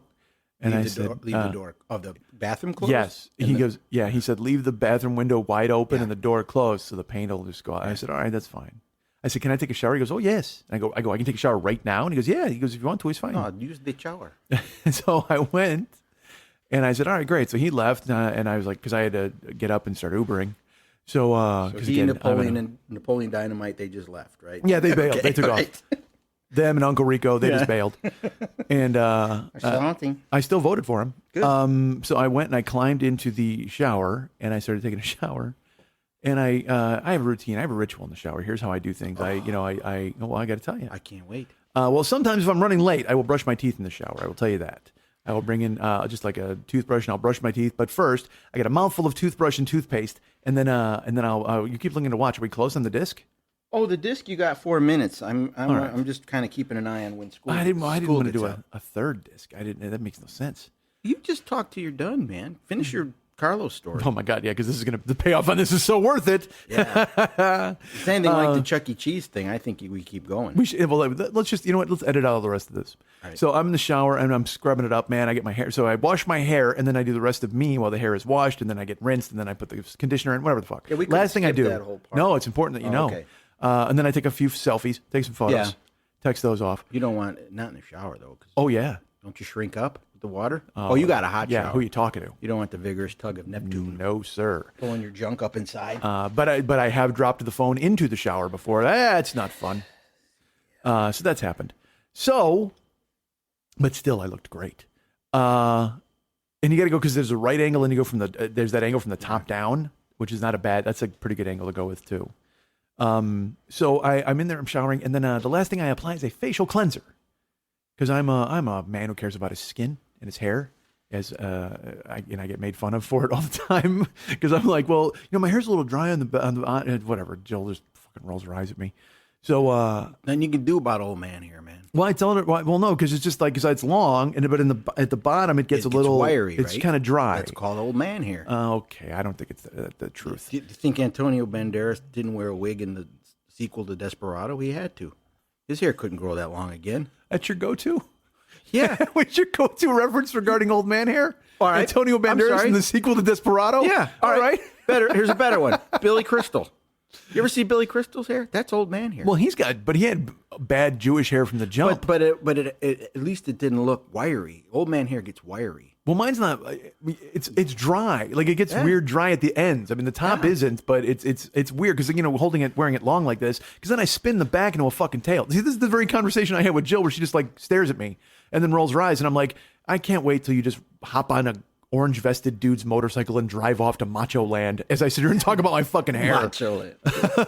it's just Macho Land. Hetfield. We're off to Macho Land. That's my Hetfield. I like it. So I'm in the shower, being macho, scrubbing it up, and I got to throw a facial cleanser on me. Now here, you guys, look, I used to use a package deal from the Bliss Spa. All right, I'll throw out some plugs for them. Why not? I like a minty soap. That's what I like. And they used to have this thing called the Big Minty Mammoth Scrub Bar. I don't think the word mammoth was in it. It was because it was named after Van Halen's first incarnation. That was Van Halen's name before they became Van Halen. Mammoth Scrub? It's actually named that because when I'm finished using it, every shower, it's woolly. Saltipus, waxipus, what is it? Bacon waxtopus. So it's you do this thing where, this soap is gigantic. I mean, it's like a football, and it's curved on the top, and on the bottom, it's got like little plungers, like little balls. It's fucking awesome, and it's got crunchies inside it. So it's called a minty mammoth scrub bar soap or whatever the fuck, and it scrubs the shit out of you because it's got crunchies inside of it, which I like. Dude, crunchies. So I go to order it from Bliss Spa, and it's no longer available online. Bastards. And then I was wondering why, because again, it's a soap. I've used the soap for years now. People were complaining that their skin was coming off. Well, it's interesting you would say that because it said when I called the guy at the Bliss Spa, I was like, hey, I'm looking for the mammoth scrub. Dude, I got to get on this Bliss problem right away. Where's my phone? Dude, I use a certain soap. It's what I like. Because I will tell you this. I tried to use Zest after using the soap for 2 years. It's fucking terrible. Why? It's just because it, you know why? Because it feels like you're just rubbing bacon fat all over yourself. Fuck that, man. What's wrong with that? Yeah. All right. Well, if you're trying to get super clean in the shower, it's not good. I mean, afterwards, certainly when you're taking some selfies, then go ahead and go with the bacon fat. Yeah, I guess if you're going to go on stage, you want to be really clean. Well, you don't want to smell like bacon fat. No. Not till after the show. So I wind up, I call the dude and I'm like, hey, I'm trying to order this. And he goes, oh, yeah. Well, you're in California? And I said, yeah. And he goes, yeah, you're probably not going to be able to order that. Didn't you say this? You told this before where it's something in it was deadly causing, carcinogens. Yeah. Yes. So I can't use that soap anymore. So I have to find a minty soap. But I can't order it from them. But then I remember Jill bought it on eBay for me. She bought like 5 bars, literally. I mean, we'll get your cancer from somewhere else. Yeah, it's fine with me. So she bought like 5 bars, but that person didn't know what the heck. They were charging the normal price. Yeah. And now if you go on eBay, this soap is double the price. Like it's just because people want it and they fucking can't get it. So and I always dunk into fucking like Planet Beauty and all these joints to see if they have any stockpiled in the back that they don't have anymore. I'm like, hey, do you guys have where do you keep the cancer-causing soap? Because I don't give a fuck. Again, because we're all going to get it someday, right? And my mom kicked its ass 3 times, so I got to figure that I got a leg up. Maybe you got some sort of thing going. Exactly. So I'll take it out. Let's go. I'll dare it. Where eagles dare. You know where they dare? The Bliss Spa. So in a pairing with that. So I actually I've been using a new minty soap because I went into Planet Beauty and they're like, we don't have it. We have this minty soap and it's Paul Mitchell's minty soap. That guy doesn't know anything about mints. I'm not a fan, dude, because you know why? It's like he's just so swarthy. Like I don't even want to use any of his products because it looks like he's using it to meet Mediterranean models, and I don't need to meet any Mediterranean models. That's not up for me. But I don't want to buy grooming products from a guy who looks like his beard smells like shawarma. I just can't. Shawarma beard? Yeah. So again, now we're back to bacon fat in the goddamn shower. So I bought it because I'm desperate for a minty soap that makes my skin come alive.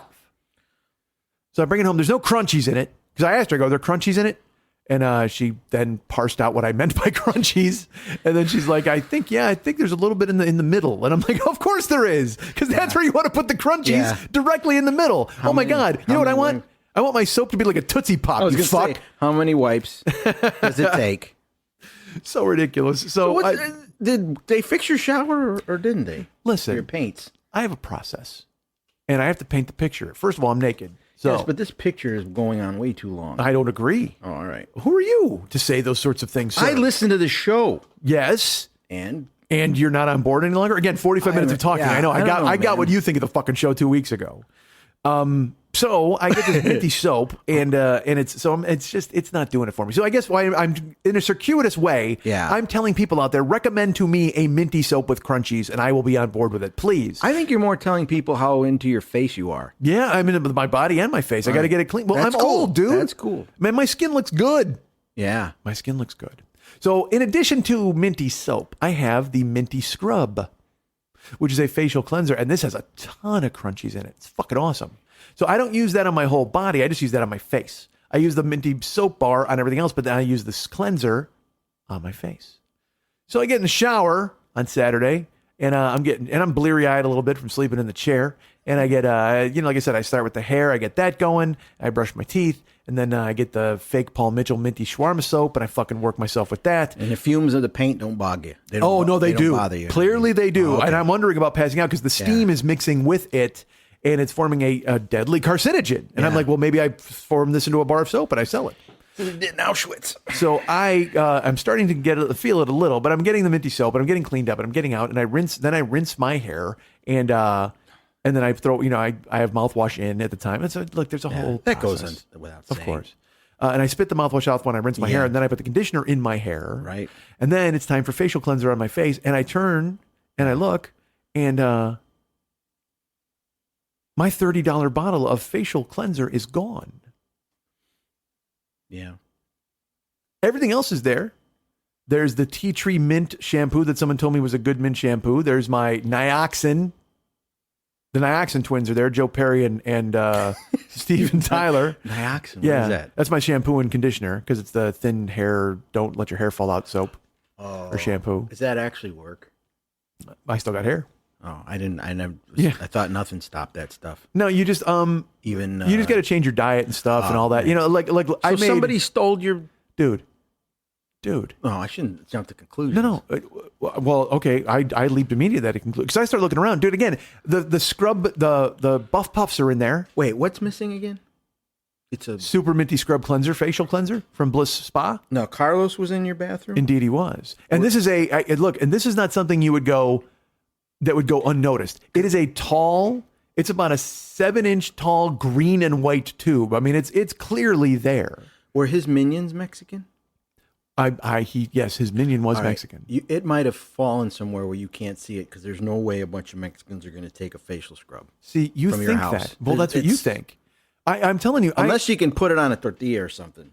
Well, I've never tried it. Well, I'm just saying, as theft goes, I don't get that. See, I everything else is in there. All of the shampoos, all the buff puffs, the soap, everything. My razor, my shaving cream from Harry's. Let's take this scrub. All of it. Well, so here's the thing. Look, I'm not a crazy person. In my head, I immediately went there. No, it's not there. I went. Obviously, they mistakenly grabbed it. Like, when they were thought cleaning. It was a paint chemical. Yeah, I don't fucking know. Like, I mean, because I know nobody stole it. It's not like one of them went, "Fuck this! I'm totally taking this $30 cleanser." What if the guy next to you gets his apartment painted with facial scrub? Oh, they grab the mint. Yeah, they throw it in like caulk. Yeah, they don't know. They make a mistake. Dude, that'd be fucking perfect. Yeah, you know what? I'm on board with that. I like this mistake. It's my favorite mistake. Everybody smells. It's a new mistake.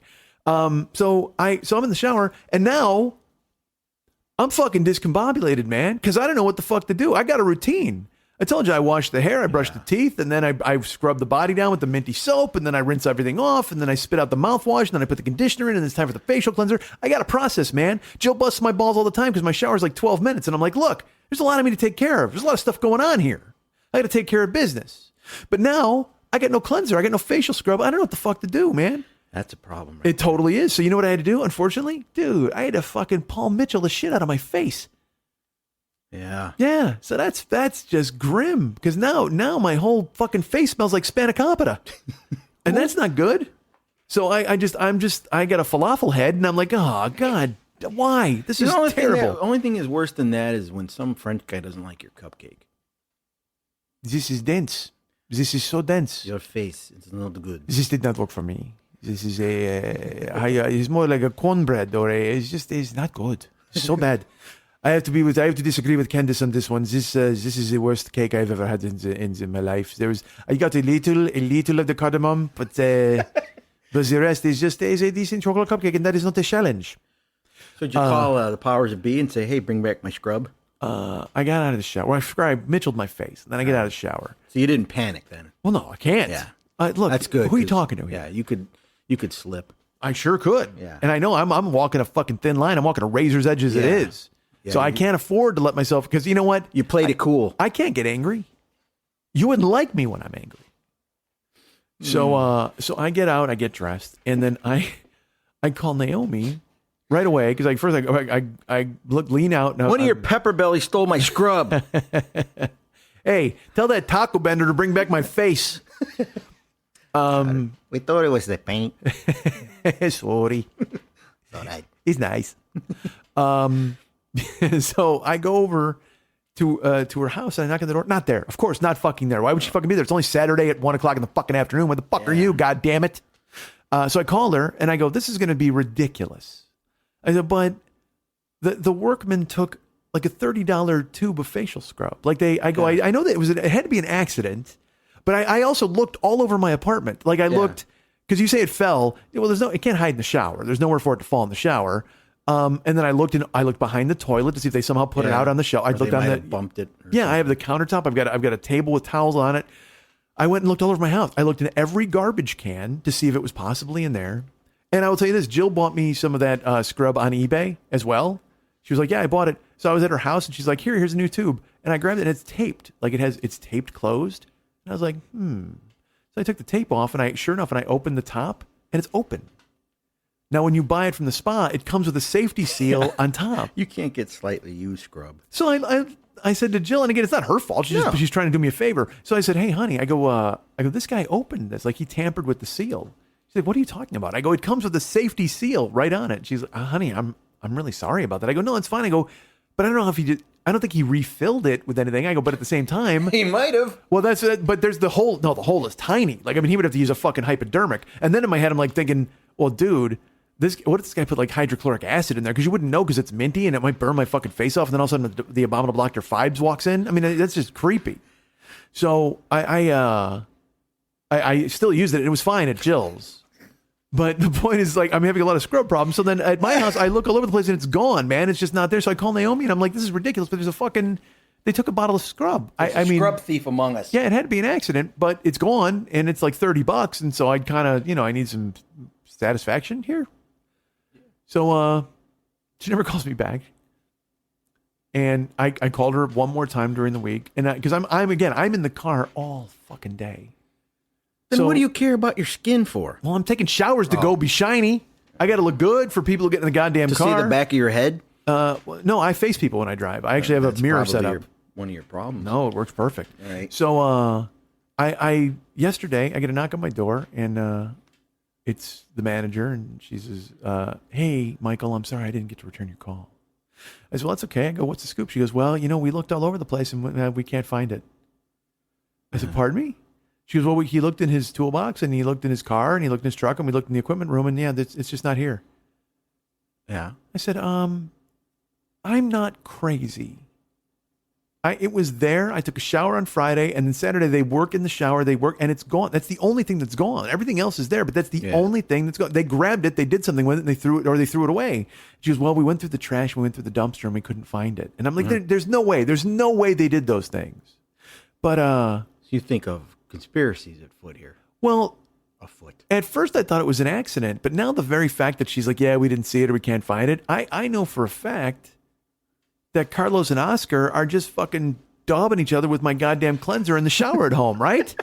They got to be in some sort of illicit Mexican embrace and just rubbing minty shit all over their bodies. No, and thinking of me. Yeah, if I know my Mexicans, they're not using it for what it's intended for. You think they got some completely different plans? Yeah, it's probably completely harmless. It could be something they use to help, get screws into nuts and stuff. Okay. So you think, or it could be like a furniture polish or something. For like them, they're buffing their it's silver. like, yeah. Oh Christ! All right. Well, I never even thought of that. Well, See? I don't give a fuck. Bring me my shit back. I prefer to go the other route. I like to think that I somehow turned Carlos and Oscar onto skincare, and they've decided, you know what? We're out in the sun quite a bit, dude. If Mexicans only don't care about their skin. Now they do. That's the whole point. They didn't until they saw how I handled my business. See, I don't know how they would go. Yeah, that's the thing to take here. I just don't. You don't really. You don't see that. No, I'll be honest with you. Just the price tag that said $30 made them think we got to grab this. All right, Probably if worth you had something. a sticker on it, yeah, okay. All right. That on there. Hey, we can sell this, no? Hey, yeah. Oh, you know what? That's what it is. It's lying on a blanket next to a DVD of Mission Impossible 7 on a fucking street somewhere, and next to some taco joint. Jesus Christ! They traded it for a soccer ball. Yeah, a deflated soccer ball that they then filled and they patched. They patched the holes with the cleanser. They're like, "Yay, he's good. Let's play. Game on. He's minty." So that dude, what the fuck, man? Who steals my shit? So now that's why I say to you, when you got this workman in here, how are you sure that he is not going through your house and taking all of these things? Because I didn't fall asleep in a chair while he's here. I'm a presence at all times. That's why it's been so uncomfortable for me for the past couple of weeks, is that I got shit to do. But the guy's nice. I mean, he's got a good reputation. I'm constantly in his work zone, in and out, because it's the part of the house, man. So wait a minute. It sounds to me like you're not having Joan Jett fix your kitchen. No, okay. I'm not. All right. Although she wouldn't give a damn if you did. Honestly, she wouldn't. She doesn't care about her reputation. Not at all. No. So it's it's the same thing. It's the same thing you do with any worker in the house. You don't leave. You leave. I'll do this. My son's taking drum lessons, and the drum teacher comes to the house, and they come down here, but I'm right there, and you can hear me. So if he gets whiplashy, I'm down in a second. If there's any drum shenanigans. Yeah, if there's any crazy slapping of the student, then Yeah, I'm if you hear Tom punch. Yeah. And you're like, I'm down here in a flash. Not my tempo. Dragging. To me, so it's. Well, let me ask you this: with that dude in here fixing your house, then you're lurking, all right? And it's got to be because you're a musician, so I know you recognize the talent that dude has. So you're willing to defer to him as he teaches your son drums. Oh yes. Yes. Well, here's the thing: when you come down here as a teacher, you're not in a typical affluent house who's Dylan wants to learn how to play the drums. Yeah. You come down here, you know that a musician lives here. Dylan's not bad. Is he? No, he's not bad at all. He does a decent job. He pays attention. How about Ethan? Got a lot of Ethans around here. No, Ethan's got to work on his fills. Yeah. Rudiments. So basically, I think when I interviewed this guy before he came over, I laid down the law. He knows I know what I'm talking about. Sure. I basically just told him I'm at the end of my ability to impart any kind of direction to him. I want him to learn the right way. Val, meaning my son. And so now we're comfortable. I'm comfortable. He knows I don't just let him come down here, a guy I've never met before, and just the first lesson I stayed down here and watched just to see if this guy knew what he was doing. And he does. He's a good guy. But any kind of weird,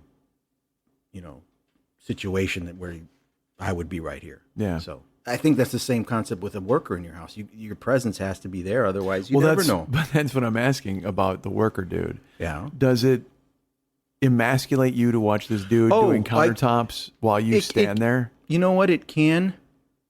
But then all I have to do is, I get like that. Sometimes, here's a guy that knows everything about carpentry and can build a cabinet and fix a drawer and put in, he can do hand stuff, right? Which I'm not really good at. I can't really do it that well. Tools and I don't get along. I'm mechanically retarded. Disinclined. Yeah. I can say retarded in that.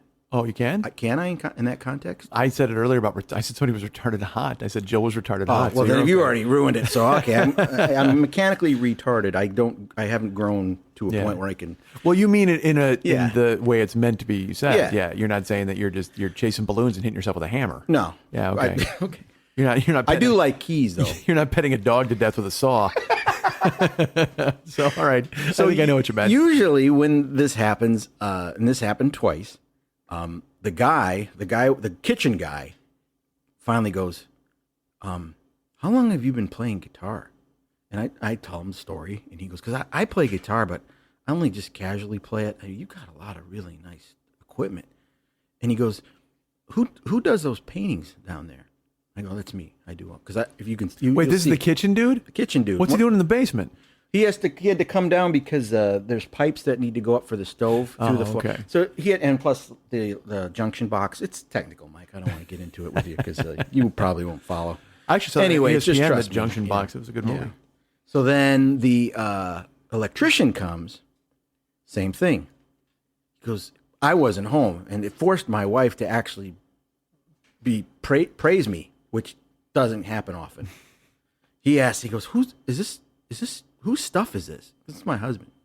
What does he do? He's a musician, and he goes, well, did he do these paintings too? And all the paintings that you've seen on Facebook, they're down here in a drying rack in the corner. And by drying rack, I mean empty old paint cans that they're resting on. And he's like, I can't believe that. This is unbelievable. So that usually equals it out. Because I do feel stupid sitting there watching a guy who knows how to use a saw. And, sure. But then all I have to do is put it in context. I could hire anybody. There's a million guys I could have hired to come in and put cabinets and countertops in. They're all good and they all know what they're doing.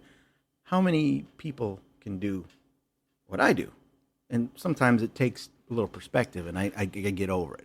Here's the one thing about workers in my house that I can't stand. It's this happened to me in my old house, not the house we're in right now. It was still in this area. I maintenance guy comes out, Latin guy, Latino guy, Mexican guy. And this had happened a couple times, you know. Which is it? Latino or Mexican? Latin, Latino, or Mexican?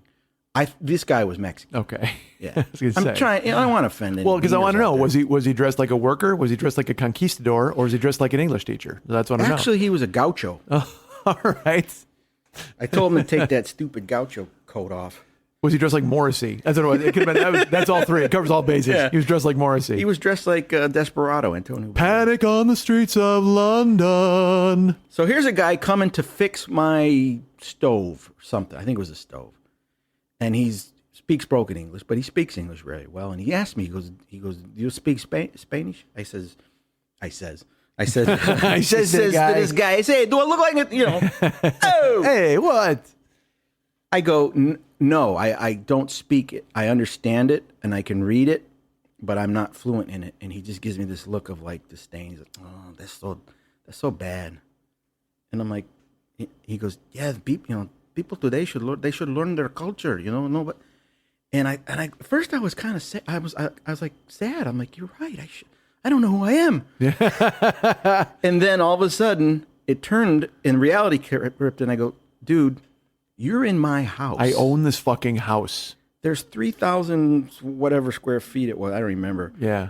You're fixing my stove. I think I've acclimated to this country pretty well. Done well. And I've actually, since then, whenever because that's the thing, I hear it a lot. There's a lot of. Did you hire that dude? Well, he was already paid to come out. Oh, okay. Yeah, I had no choice. And he was a nice guy, but he didn't mean to. Yeah. He was just saying, it's too Don't bad. matter. Fuck you. Don't. But they don't. But doesn't matter. Today, in this culture, it benefits you to be bilingual. It benefits you to know both languages, and I completely understand that. But there's only Mexican Americans in this country that don't speak Spanish know what you feel like. You almost feel humiliated when somebody who can speak the language is there because you feel like you're not really Mexican enough. I hear that, but he's hanging shit on you that you don't deserve to wear. I mean, that's fucked up, man. That's like when when an actor doesn't get a role because he's not black enough. You know what I mean? You're just like, dude, that's fucking ridiculous. So what happened is I realized I stopped. I put it to rest. There wasn't any tension or any fight. I just said, no, I've just never learned and let him finish. Well, then you two are not true Mexicans. Yeah. Because you should have just tied your wrists together and had a fucking knife fight. That fucking dude in the puffy white jacket from the Beat It video should have come out, and you two should have just gone at it. What's up, fucker? What's your problem? Hey, I say, you don't even know what that means, man. So I actually talked to my parents, my mom, and I just kind of said, hey, what was my grandparents? What was their attitude? And they said, when they came to this country, your grandparents have come from Mexico. They were treated horribly. Migrant workers, all that stuff. My grandfather was a club level boxer. I mean, he just got treated like shit. And they said he had to fix people's showers as they slept in a chair. Exactly. They had to steal scrubs. They had to stay alive. Hey, check this out. It makes a good soup. Orale, I put it on my tacos. And they said, look, when they came to this country, the whole goal was to be American. You wanted to be American. You wanted to assimilate. You wanted your kids to grow up and have a better life. So to them, speaking Spanish got them persecuted. So they kept it as a language between them, my grandma and my grandpa, so that all my mom and her sisters and brothers were raised to speak English. They all have Anglo names. I mean, I have an Aunt Ruby. I mean, you ever met a Mexican named Ruby? I have an Aunt Linda. Well, I sadly, weirdly enough, I know one Mexican girl named Ruby. I'm not even joking. Yeah, she's a burlesque dancer named Ruby Champagne. Is that a real name? Well, probably not, All but who cares? I just wanted to be able to throw it in there. And the thing is, my dad's side's the same thing, so I know it's not just this family that's just stuck out like a sore thumb. They all want to be American. Yeah, your Uncle Justin is a really nice guy. I mean, I like him. I have an Aunt Brooklyn. Yeah, your cousin Seth. I have a second cousin named Shane. So now I got it. So now I got my speech. The next time some guy, and it happens, it still happens. Yeah. They don't speak Spanish.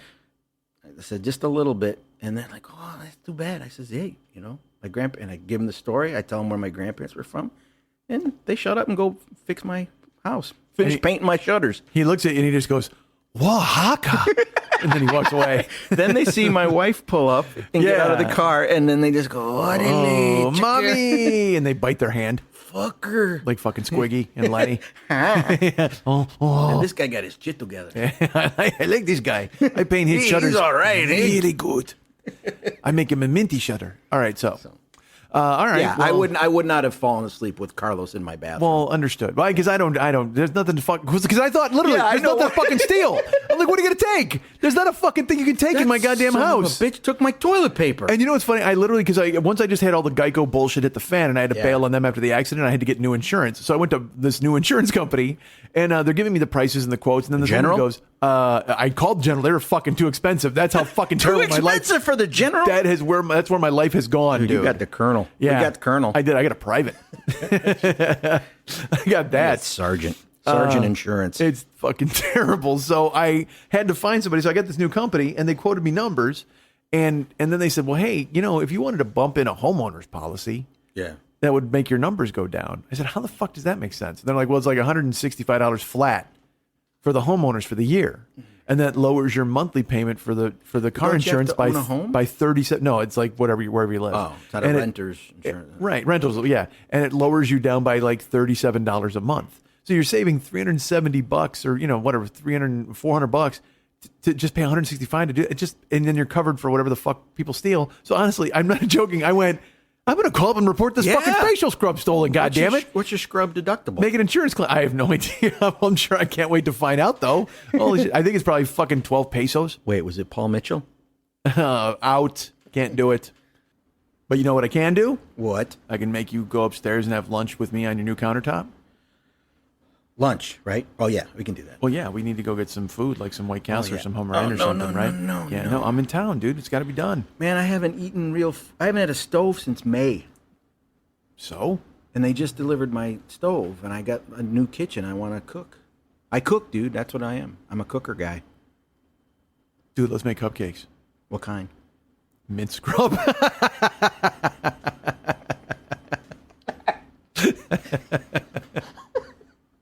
Call the worker. I'm sure he's got some in his fucking toolbox. You guys can get me at Mike at MikeSchmidtComedy.com. You guys can be my friend at Facebook.com/the40-year-old-boy. You can be following me on Twitter. Why wouldn't you? You right? could be. You could be doing that if you went to Twitter.com/the40-year-old-boy and click the follow button. Our friend David Hernandez is across from me right now in his basement wearing his Dark Side of the Moon t-shirt. Very, very cool. And his skull rings because he's that guy now. Dude, I told you I'm in a gang. You can find him at Facebook.com/DavidMexHernandez. Go ahead and check him out there. Be his friend, be his pal, be his confidant, be his bon vivant. And then you can also go to artbydmh.com, ARTBYDMH.com, and check out all of his Valscapes, all of his Gycons, and look at the work that he's done, and then think to yourself, you know what, I want him to do some of that work for me. And you can commission him to do something that's actually an original piece. And he'll work with you on if you have an idea, or he'll create something completely out of whole cloth for you. It all depends on what you're willing to pay. So go to artbydmh.com. And is it David at artbydmh.com? Yes. They can email you and contact you there. His name's Ted. Our friend Lily Von Stupp. Oh, by the way, before I get to Lily, please remember Ryan Dirks does all the web's work for this, and I'm just doing this because I have to. I say it every week. I owe him a text or an email. I got to get a hold of. Can I Ryan. explain this situation? Okay. A few months back, in the plugs, you were talking about how we got to get year 7 up. Yes. For sale, and I actually asked the question. Am I the only one? Am I the reason we're holding this up? Because I haven't done the artwork for the page, and you went, yeah. It was true. So then at the next week, I busted out the new artwork for the whole download concept, set all of it, yes. all the downloads, year 1 through 7. Then maybe about 3 months ago, maybe 2 months ago. So you've had this drawing that all you got to do is forward it. Really, that's all you need to do is forward it to Ryan, right? Well, this is a good time to talk about this if you want to do this. I'm okay because if I'm missing some, I'm not. Well, no, you're putting not you on the missing spot. anything. No, you're right about that. But here's why I haven't done it, and because I want to redo the whole Joe Business page. I know you laugh because I have there's ideas. I have a plan, so you and I need to talk about it. But you don't look like a guy with a plan. Do I look like a guy with a plan? I just do things. Everybody's out of their minds. So that's the thing. I don't want to piecemeal it and put shit up ones at a time. And also, that's just my idea. So I have to talk to you about some stuff. So that's why what we need to establish here is that the Joe Business page is going to be redone. Yes. And then everything on it is going to be revamped, and some things aren't going to be there, and there's going to be new things on there. So it would be better for me just to bust this thing out and then get it to Ryan, and then Ryan builds the Joe Business page, and everyone's That's happy. what I would like. And I need to text Ryan and call him and see if he's on board with that sort of thing. And also I need to see if you're on board with that sort of thing. Because again, don't I will want tell you anything to do with it. Well, doing this show, again, I used to say, I just talk. And then I was lucky enough to have Lily produce and edit and put the show up, and then you were to jump in and do the artwork and the music. Well, now I learned the art with the editing and the posting of the show. And I think you're better off for it. Well, it needed to be done. You know what I mean? I mean, I'm not. The show's not better with Lily not being I agree. on board. Yeah, I'm not knocking Lily's contribution. No, she has to be here. But the thing definitely. is, but knowing that I can do it without her was something that needed to be done. Yeah. But my point is, I can't do what you do. I can't do the artwork. I can't. So that's why I'm kind of like tugging on your shirt sleeve all the time, going, "Hey, Dave." So you did, yes, that artwork is done, and also the concept we've come up with for the Podfest download, which I'll talk about later on. Yeah. I'm sure that's in progress and almost done. Yeah. But it is. I don't know. I'm sure. Oh, I know what we're doing. I've just got to paint it. Exactly. So we've talked about this, and we've. But I want to do the whole new. I want the page to be done over, and also I want to talk about maybe other things on the website, like taking pages down and putting things up. And you know what you should have on your website? I was just thinking about this. What's that? Like a blog page where people text stuff and you can write back and kind of keep people up to date what you're doing. You mean like email? No, like a blog on the like a comment page, like people can make comments and I answer. Oh wait, them? I'm sorry, you already have one of those. Yeah, I think I do. Right. Never mind. Because here's the thing, we switched last week from Libsyn to Art19. So we became part of the Art19 family. Not me. No, you did. You came right along. You didn't have to move your office. I told them that you were just grandfathered in where you lived. But we've moved the 40-year-old boy offices over to Art19. So that will tie into the website and some stuff, and I want to talk to you about all that. Hey, here's the thing I'm going to do. I'm going to let the listener hear a bunch of shit that we're not going to talk about to them. So you and I get to discuss stuff. That's why, as you brought it up, that's why Year 7's not up yet. Because I've been wanting to do other things. Because I know that I did that painting. You did, and it sits right on my laptop and on my desktop, and I see it every day, and I go, fuck. So we could have sold some stuff in the interim before. Yeah, except Year 7 is kind of a fucking swing and a miss. So I mean, I like half of it and the other half I don't. So I mean, why don't we treat that like 13th floor in a hotel or something? Just skip it. Just don't have it. Just don't have Year 7 doesn't exist. It never happened. It was a dream, like in Dallas. Patrick Duffy's got headphones on. Yeah, in a shower. He comes walking out, and his fucking facial scrub is not there because his face is so shiny, he couldn't scrub it up. 2 Mexicans took it.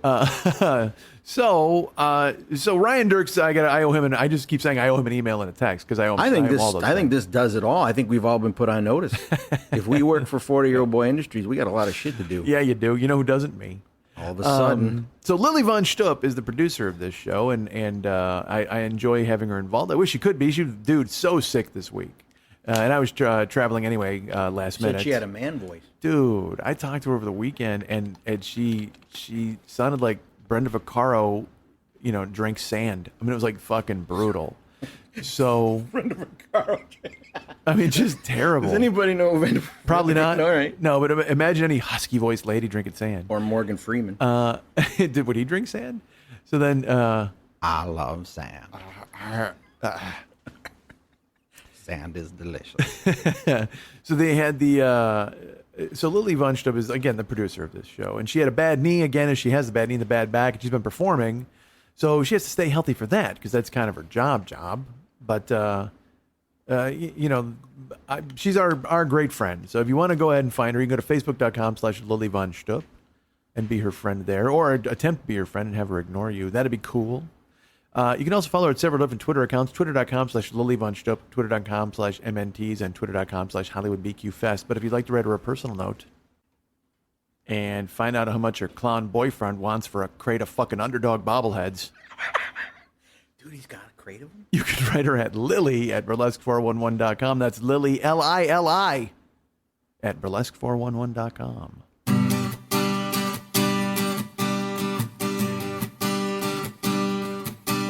Last night, as I got home, about 10:30.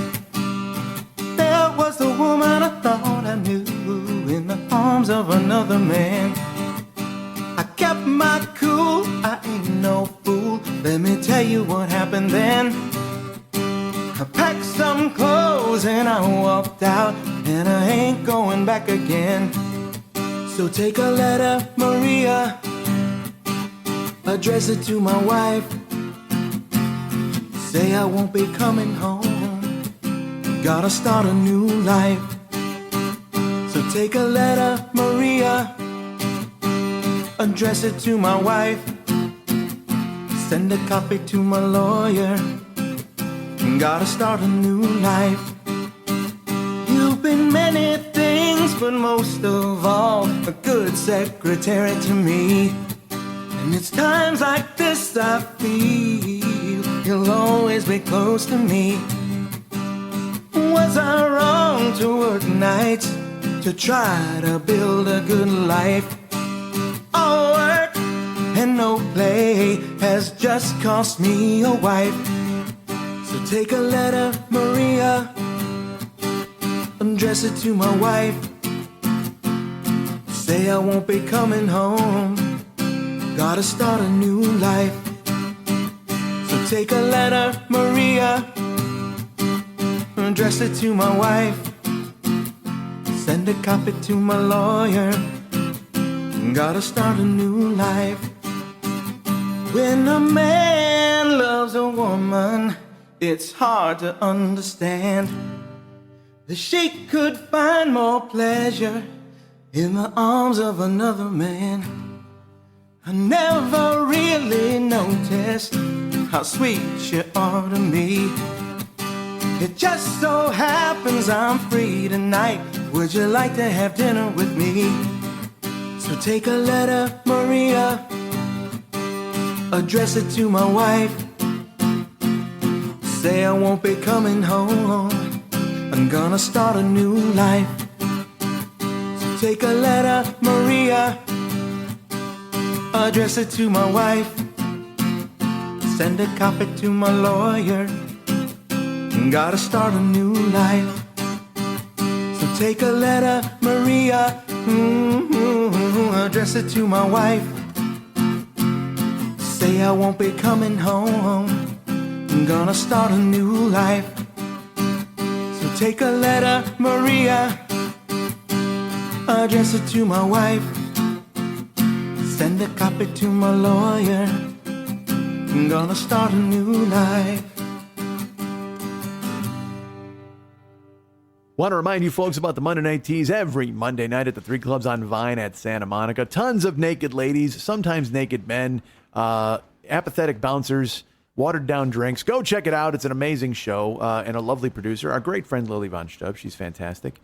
Yeah, I'm teasing. It is the greatest burlesque show in history, regardless of the apathetic bouncers or the watered down drinks. But what's on stage in front of you, oh my God, you will love it. You will have beer goggles on and watch these girls spinning their tassels, and you will think to yourself, oh, please. You will never in your life root harder for Spirit Gum to fail than you will at the Monday Night Teas, as you want to see a pasty fly into the crowd and get a glimpse of, oh, heavenly nipple.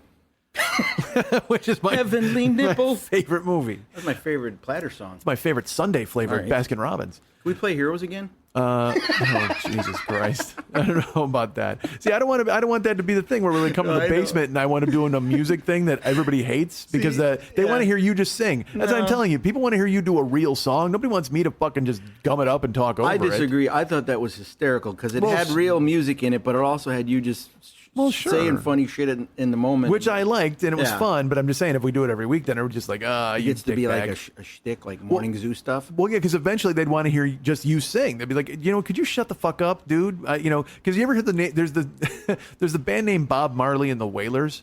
And like I was like, well, is that with Bob Marley in it? Yeah, I think so. I think he's in the band. And I would I would be on board. I'd go, well, I like Bob Marley. Do not care for the Wailers. Please temper it down. I'd like to hear Bob sing. I don't need to hear you and your wailing bullshit. So you and I we're Max Marley and the Wailer.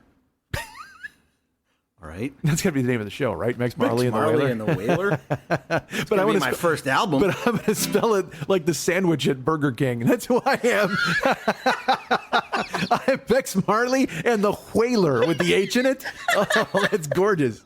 All right, so you guys remember the Monday Night Teas exists. Go to facebook.com/Monday Night Teas and check it out and see all the naked people and learn all the plugs and see who's coming to town and go ahead and see who's going to be there and find out what's happening. Pictures, all sorts of cool stuff. Go to her Twitter accounts and check those out. And be her friend on Facebook and you'll get all sorts of notifications. You can get on the mailing list. You go to burlesque411.com. It's an enterprise. It's a fucking cottage enterprise. Lily Von Strupp is changing the game and changing the face of burlesque. Please help her do so. Remember, folks, that I'll tell you this, I will be on a podcast next week, live at Kamikaze. I think Christ, off the top of my head, I don't remember the name of the show. It's Sean Merrick's show called it might be Worst Collection Ever. I think that's the name of it. But regardless, we're doing a live show at Kamikaze Comic Book Convention this Sunday. So it's at fucking 10 in the morning. So I have to be at the LA Convention Center at 8 and to see a bunch of people dressed like the Falcon. I don't know, fuck. Dude, I wish I knew the Falcon. You know what's funny? There's an old time radio show called The Falcon. So yeah. I wanted to but the guy in the comic book, he's just Falcon, right? I don't know if he's the. Sometimes I get confused when stuff gets a the and when it doesn't. Yeah. Like, I've heard Pink Floyd referred to as the Pink Floyd. Or the, yeah. Or the Floyd. Or is it Eagles or the Eagles? I think it's Eagles. Well, that's I like always call them the Eagles. Yeah, because who is it? There's a very famous band that's like that, like Foo Fighters. It's just Foo Fighters, and not the Foo Fighters. No, Fighters? There's a few bands like that. They're just. What about Prince? It's not the Prince. I don't think he's the Prince. Because what year did the Bears go to the Super Bowl when he played? 2006. So Val was 3, and he wanted to know when the Prince was coming on. Oh, nice. So I thought, yeah, that's pretty cool. So the. What was I saying? So I'll be at this podcast. I apologize. Kamikaze is the name of the convention and the show, I believe, called Worst Collection Ever with Sean Merrick and Jen. They are the hosts, and they've been nice enough to ask me to come live. I have to read 2 books. I'll show them to you. I brought them with me for this homework. I got to read a Superman book and then and another book and then talk about them, because what they do is they find that blows old school bad comics, and then you got to read them and talk about them. So, and I even wrote him back and I go, is there anything you want me to talk about on this? And he hasn't answered me yet. So I hope I'm still on it, but I'm pretty sure I am. Go to Kamikaze this weekend, Sunday, 10 o'clock a.m. It's a live podcast thing, and I'll be there talking about stuff. So there. Oh, and also, dudes, I'll just say this. Why not? If you want to be an Uber driver, and you want my code, because I've had 2 listeners already get my code. So if you plan on doing Uber, contact me and I will send you my code, and then you can use it, and you get $150. How great is that? Sweet. It helps me too, but you will get $150 when you complete like 20 trips or whatever the fuck it is. And I got to tell you, that's you can do that in a night. At least I do, because I'm fucking Travis Bickle, and I just to keep myself from shooting sport. All right. So go ahead and do that. If you guys want to be Uber drivers, contact me and I'll send you the code. Then you can use it, and we'll all get paid. It'll be so fun, so fantastic. And I'm not gonna give the code out on the air because it's some fucking horrible amount of dashes and underscores. Yeah, your phone is not within reach, so you're kind of at the mercy of my studio here. So what? I don't know what you mean. Well, couldn't you go retrieve your code to read it? I don't want to fucking read it. No, because that's the thing is, I read it a couple times. I fell asleep during the middle of it. I don't blame you. Well, because again, how many underscores do you need in a fucking link? I mean, it's just terrifying. So 8. yeah, I mean, just have it be. It should just be Uber/40YOB, right? But I mean, no. Instead, they fucking. Oh, I'm sure that's some code that real guys get when the Uber pays them money. Fuck. Well, you're not known as Hug Guy. No, Uber hugging guy. That's me. So. Oh, and also, I'll tell you, if you want to go to MikeSchmidtComedy.com, you can donate to the show on all the pages. There's a little Schmitty there with his pocket out. Hey, there's a Joe Business page, which we're going to redo at some point, I think, from what I've discussed in the previous segment. Apparently, I'm doing it. So when you go to the Joe Business page, we've got all sorts of cool stuff. The Yurt Dirt Dirt shirts are available. We're blowing those out. We are? I'm going to lower the price on those again soon. So they'll be on the new Joe Business page. They might be. I don't know. That's the whole deal. I might just give them away. I don't know. I got to figure it out, dude. You and I will talk. We have to have a brain trust meeting. But the Yurt Dirt Dirt shirt is available, and Schmitty Comes Alive is available one more week. All right, Schmitty Comes Alive is available one more week, so you can pick that up. Or no, it's Schmidt Alive 2. Schmidt Alive 2 is available one more week. That's the video and audio package from the 2014 LA Podcast Festival. My CD, The Big Angry, is available over there. The download sets year 1, year 2, year 3, year 4, year 5, year 6. Not year 7, but the 1 through 6 are available. Go ahead and pick those up. What are you doing? Was that a me? You're doing me there. That was an interesting. Was it? Yeah, it was one of your blurt laugh things. Yeah, and then so those are available, and then there's the tweakedaudio.com are our friends. They're cool. And the last, and also use our Amazon link, dudes. That's pretty cool, man. A lot of you used it in fucking in like September or whatever the fuck it was, or no, because it was, I think they're a couple months behind. Well, Christmas is coming up, man. Christmas is coming up, so it's important that you use the Amazon code and help us out. That's really cool of you. Thank you for thinking of us, and we get a taste of it. But dude, the last one I got was actually pretty decent. Like, it really helped. So it always helps. Any amount fucking helps. Use our Amazon code and spend some stuff. But it was this weird. It was out of the blue. I didn't expect what I got 3 months ago. So thank you. That's nice. And I guess that. We should probably go upstairs and eat that lunch that I was talking about. Well, I need to tell you about you got to buy me a new guitar, man. That one you knocked over, I think it's busted. I fixed it temporarily, but I'm getting look, it's buzzing. Hear that? That right there? Yeah, that's not good. How the fuck did I literally, it just bumped. I didn't do. No, you bumped that one, but that one knocked this one over. And this one, there's something screwy going on. I hear it. Yeah, that's all right. That's pretty grim. So now oh, it's even on that. Well, maybe you can say that's like some kind of fun buzzy song. Like, you know what? I just improved it, dude. I threw a flange on there, man. That's what I did. You know what you don't have to do? You don't have to buy a fucking pedal for that now. Now you got an effect built right in. That's fucking perfect. Yeah, see, I can't play my Jimi Hendrix. That sounds sour. Oh my! What did I do to that guitar? Literally, I did nothing. I walked through the room like a giant, and I just bumped it and knocked it the fuck over. It's not like I stepped on it. I didn't do a Chevy Chase and fucking barrel roll over the motherfucker. But I mean, all I did was make it go buzz. That's fucking bizarre. No, worse than this. Listen to. That's not good. You fucking did that, dude. There's no fucking way that's on me. You know what? That's actually the way that I would play a guitar, though. That actually sounded, you know what? Fuck you. That sounded good. I like that code. That sounded perfect. You should get that fucking drum teacher down here to go ahead and fix some shit. Maybe he'll come down and fix the fucking bass.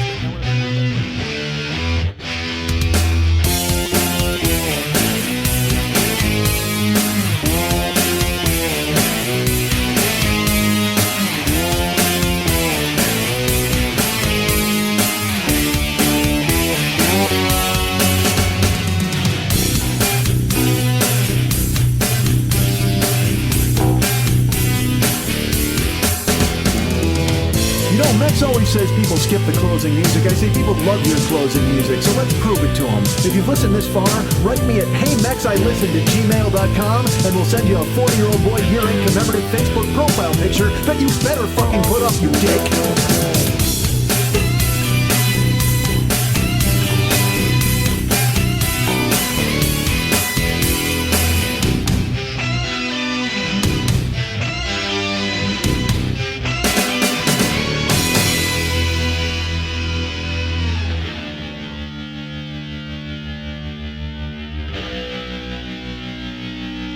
Sorry about the dick thing.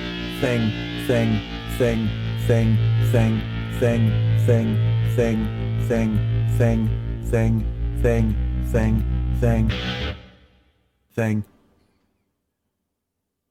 Did you get that?